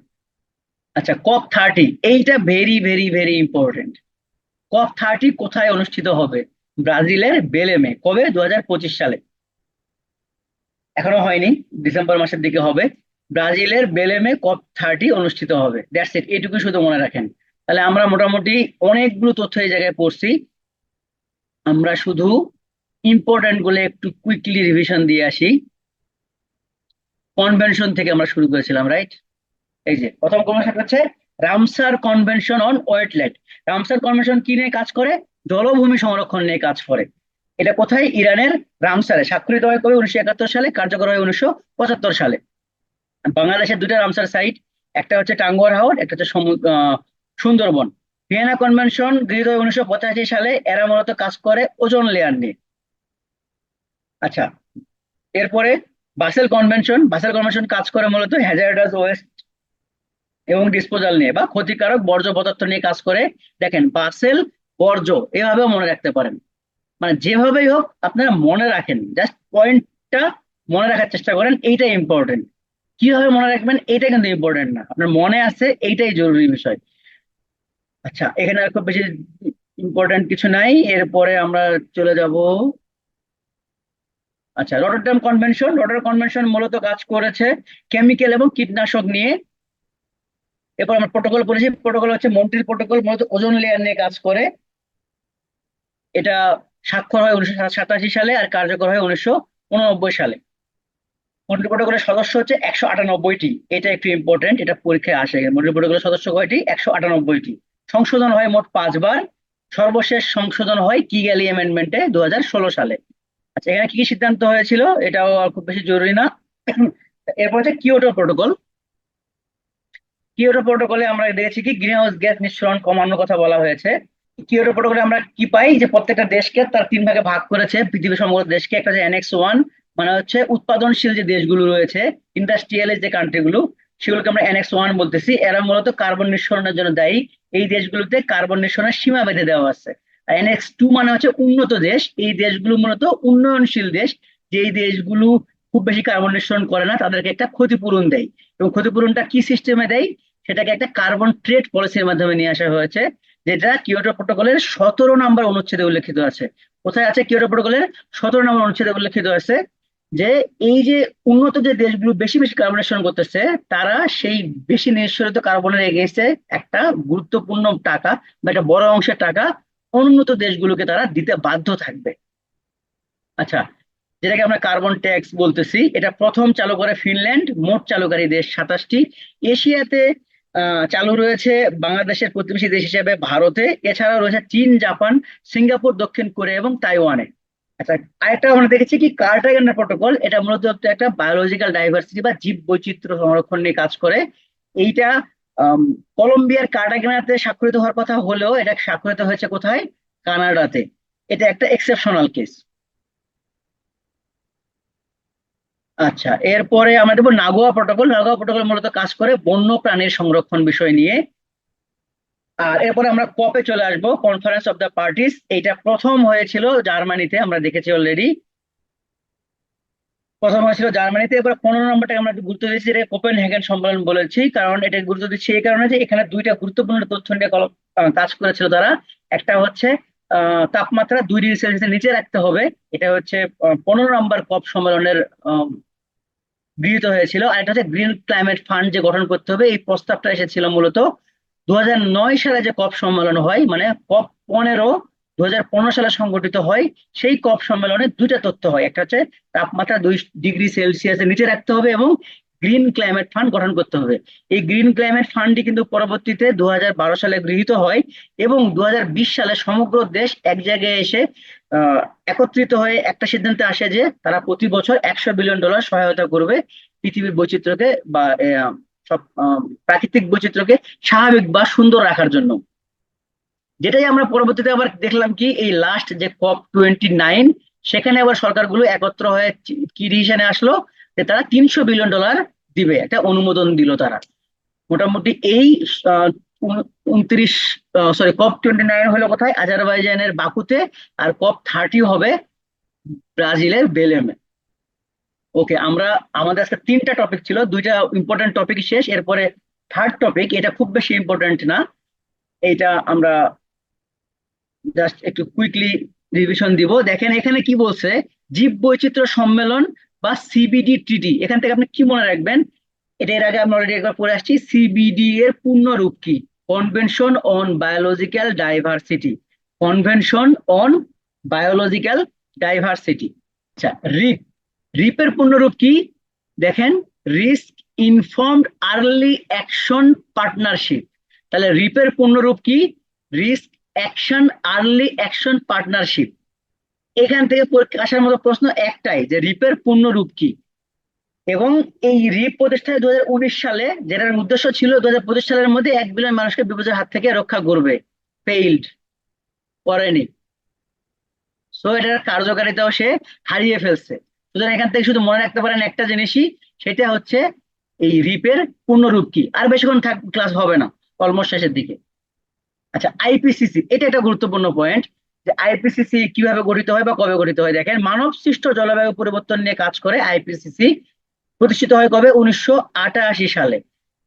আইপিসিসি পূর্ণরূপ কি? Inter governmental panel on climate change. এটা পরীক্ষায় আসতে পারে এইভাবে, আইপিসিসির পূর্ণরূপ কি? Inter governmental panel on climate change. এইটা কিভাবে গঠিত হয় দেখেন, ইউনেপ এবং ডব্লিউএমও। ইউনেপ এর পূর্ণরূপ হচ্ছে ইউনাইটেড নেশন এনভায়রনমেন্ট প্রোগ্রাম, এবং ডব্লিউএমও মানে হচ্ছে ওয়ার্ল্ড মেটেরোলজিক্যাল অর্গানাইজেশন। এই দুইটা একত্রে যৌথভাবে গঠন করে আইপিসিসি, বা এই যে দেখলাম আমরা inter governmental panel on climate change. আচ্ছা, এটার সদর দপ্তর হচ্ছে আহ, সুইজারল্যান্ডের জেনেভাতে। এটার মোট সদস্য 195। মনে রাখবেন হচ্ছে এইটাই, যে আইপিসিসি সদর দপ্তর কোথায়? জেনেভাতে। আচ্ছা, এখন আমরা কিছু সংগঠনের নাম জানবো। যেমন দেখেন, গ্রিন পিস। পরীক্ষা কিভাবে আসে? গ্রিন পিস কোন দেশের পরিবেশবাদী সংস্থা? নেদারল্যান্ডের পরিবেশবাদী সংস্থার নাম হচ্ছে গ্রিন পিস। অথবা পরীক্ষায় আসতে পারে, নেদারল্যান্ডের পরিবেশবাদী সংস্থার নাম কি? সচরাচর এভাবে আসে না, সচরাচর আসে গ্রিন পিস কোন দেশের পরিবেশবাদী সংস্থা। গ্রিন পিস নেদারল্যান্ডের পরিবেশবাদী সংস্থা। গ্রিন পিসের একটা জাহাজ আছে, যে জাহাজের নাম হচ্ছে রেইনবো ওয়ারিয়র। এরা কি করে? বিভিন্ন দেশে যখন কোনো প্রাকৃতিক দুর্যোগ হয়, তারা এই জাহাজের মাধ্যমে তাদেরকে বিভিন্ন রকমের সুযোগ সুবিধা দেয়। আচ্ছা, এরপরে আমরা দেখবো আইইউসিএন। এখান থেকেও মনে রাখার তথ্য হচ্ছে কি কি? আইইউসিএন এর পূর্ণরূপ কি? আইইউসিএন এর পূর্ণরূপ হচ্ছে international union for conservation of nature. IU মনে থাকবে আপনাদের, ইন্টারন্যাশনাল ইউনিয়ন, কিন্তু এই সি হচ্ছে অনেকেই ভুল করে। লাস্ট এক্সাম্পল, মানে আমি যদি অভিজ্ঞতা থেকে বলি, আপনারা পরীক্ষায় এটা অনেকেই ভুল করে। এটা কনভেনশন থাকে, তো অপশনে দেখা যায় কি এবিসিডি তে দুইটাতে কনভেনশন দিয়ে দিছে, international union for convention of nature. অনেকে ওটা দাগিয়ে ফেলে আসেন। আপনারা এটাকে একটু ফোকাস করবেন। সি তে হচ্ছে কনজারভেশন, তাহলে প্রকৃতির সুরক্ষা, বা হচ্ছে conservation of nature, international union for conservation of nature. তাহলে আইইউসিএন এর পূর্ণরূপ কি? International union for conservation of nature. এটা সদর দপ্তর কোথায়? সুইজারল্যান্ডের গ্লান্ডে। অনেক সময় পরীক্ষা এটা আসে যে আইইউসিএন এর সদর দপ্তর কোথায়। আইইউসিএন এর সদর দপ্তর হচ্ছে সুইজারল্যান্ডের গ্লান্ডে। এটার কাজ কি? প্রাকৃতিক সম্পদ সংরক্ষণ এবং জীববৈচিত্র্য রক্ষা। এটা অত বেশি ইম্পর্টেন্ট না, আপনি শুধু মনে রাখবেন এটাই, আইইউসিএন এর পূর্ণরূপ কি এবং এর সদর দপ্তর কোথায়।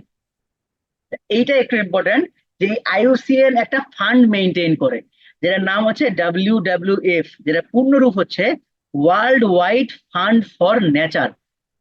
তাহলে ডাব্লিউডাব্লিউএফ কে নিয়ন্ত্রণ করে বা কে মনিটরিং করে? আইইউসিএন। এই ডাব্লিউডাব্লিউএফ এর পূর্ণরূপ কি? World wide fund for nature. এটার সদর দপ্তর হচ্ছে ওই একই জায়গায়, সুইজারল্যান্ডের গ্রান্ডে। আচ্ছা, এই আহ, এই ব্যক্তিও তো অনেক বেশি জনপ্রিয়, আপনারা নিশ্চয় জানেন, যে সুইডিশ কন্যা গ্রেটা থুনবার্গ। সে একটি অ্যাকশন নিয়ে এসেছিল, সেটা হচ্ছে ফ্রাইডে ফর ফিউচার। যে প্রতি সপ্তাহে ফ্রাইডেতে তারা কি করতো, যে আম, জলবায়ু সংক্রান্ত বিভিন্ন রকমের তথ্য মানুষের কাছে প্রোভাইড করতো। তো তার এই তার এই যেই প্রতিষ্ঠান, সেটার নাম হচ্ছে ফ্রাইডে ফর ফিউচার। কিন্তু এটা একটু ইম্পর্টেন্ট, কারণ হচ্ছে কিছুদিন আগে এই গ্রেটা থুনবার্গ কিন্তু একটা জাহাজ নিয়ে কোথায় গিয়েছিল বলেন তো? গ্রেটা থুনবার্গ একটা জায়গাতে গিয়ে আটকা পড়ে যায়, তাকে আটকে ফেলা হয়েছিল। কোথায় গিয়েছিল? রিসেন্টলি একটা ঘটনা, সে প্রচুর খাবার দাবার নিয়ে একটা জায়গাতে সহায়তা করার জন্য গিয়েছিল, রাইট, প্যালেস্টাইনে। এবং তাদেরকে ইসরায়েলের প্রোটোকলের মাধ্যমে কিন্তু আটকে ফেলা হয়। এটা যেহেতু একটা রিসেন্ট টপিক, তো অনেক সময় বিশেষ পরীক্ষায় কি হয়, ডাইরেক্ট প্রশ্ন আসে না, একটু পেঁচিয়ে মানে প্যাসিভ প্রশ্ন আসে। যেহেতু গ্রেটা থুনবার্গ একটু ইম্পর্টেন্ট, মানে রিসেন্ট টপিক, সুতরাং গ্রেটা থুনবার্গের তথ্য অন্য দিক থেকে আসতে পারে। যে গ্রেটা থুনবার্গ কোন দেশের নাগরিক, সেটা হচ্ছে সুইডেনের নাগরিক। এবং গ্রেটা থুনবার্গ যে প্রোগ্রামটা চায় সেটার নাম কি? Friday for future. এরকম পেঁচিয়ে আসতে পারে। আচ্ছা, এরপরে আমরা কি দেখবো? The green belt movement. এইটা কোথায় হয়? এটা হচ্ছে কেনিয়ার নাইরোবিতে। এটার প্রতিষ্ঠাতা হচ্ছে ওয়াঙ্গেরি মাথাই। এখান থেকে আমাদের মনে রাখার তথ্য আছে একটাই, যে এটার প্রতিষ্ঠাতা হচ্ছে ওয়াঙ্গেরি মাথাই। গ্রিন বেল্ট মুভমেন্ট হচ্ছে প্রতিষ্ঠাতা ওয়াঙ্গেরি মাথাই। এটা সদর দপ্তর হচ্ছে কেনিয়ার নাইরোবিতে। মনে যদি না থাকে দরকার নাই, এটা খুব বেশি ইম্পর্টেন্ট না। আচ্ছা, 1 ঘন্টা বিদ্যুৎ বন্ধ বা 1 আর্থ আওয়ার বলা হয় এটাকে। এটাকে বলা হয় হচ্ছে আর্থ আওয়ার। এইটা প্রথম 2007 সালে অস্ট্রেলিয়ার সিডনিতে এটা প্রথম আয়োজন করা হয়। এই যে এই তথ্যটা শুধু আমি একটু এগুলো দাগিয়ে দেই। এটা আয়োজন করা হচ্ছে WWF, এবং এটা 2007 সালে 31 তারিখে আহ করা হয়েছিল। শুধু এটুকু মনে রাখতে পারেন যে অস্ট্রেলিয়াতে সর্বপ্রথম করা হয় 2007 সালে, আর সর্বশেষ করা ছিল 2023 সালে। এগুলো ইম্পর্টেন্ট না, আপনি শুধু এইটুকু মনে রাখেন, দ্যাটস ইট। এই যে প্রথম আয়োজন করা হয় অস্ট্রেলিয়ার সিডনিতে 2007 সালে, এইটুকু মনে থাকলে এনাফ। জার্মান ওয়াচ এটাও এক ধরনের পরিবেশবাদী সংগঠন। এরা হচ্ছে, যেহেতু জার্মান লেখা আছে সহজে মনে থাকবে, এটা সদর দপ্তর হচ্ছে জার্মানির বনে। এটা প্রতিষ্ঠা 1991 সালে। এদের মূলত কাজ হচ্ছে এই উন্নত দেশের সাথে উন্নয়নশীল দেশের মধ্যে একটা সম্পর্ক তৈরি করা, যাতে করে পরিবেশ সংরক্ষণের ক্ষেত্রে মিথস্ক্রিয়তার মাধ্যমে সবাই কাজ করতে পারে। আচ্ছা, বৈশ্বিক জলবায়ু সূচক প্রকাশ করে, এটা খুব বেশি জরুরি না। আচ্ছা, এরপর আমরা দেখবো হচ্ছে WMO বা ওয়ার্ল্ড মেটেরোলজিক্যাল অর্গানাইজেশন। এটার সদর দপ্তর হচ্ছে সুইজারল্যান্ডের জেনেভাতে। ওয়ার্ল্ড মেট্রোলজিক্যাল অর্গানাইজেশন বা WMO এর সদর দপ্তর কোথায়? সুইজারল্যান্ডের জেনেভাতে।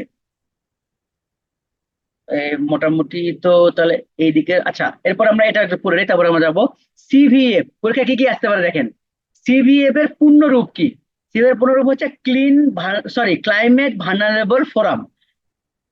47 BCS এ কিন্তু একটা প্রশ্ন অলরেডি চলে এসেছে, আপনারা খেয়াল করছেন কিনা? CVF প্রতিষ্ঠা হয় কোন সালে?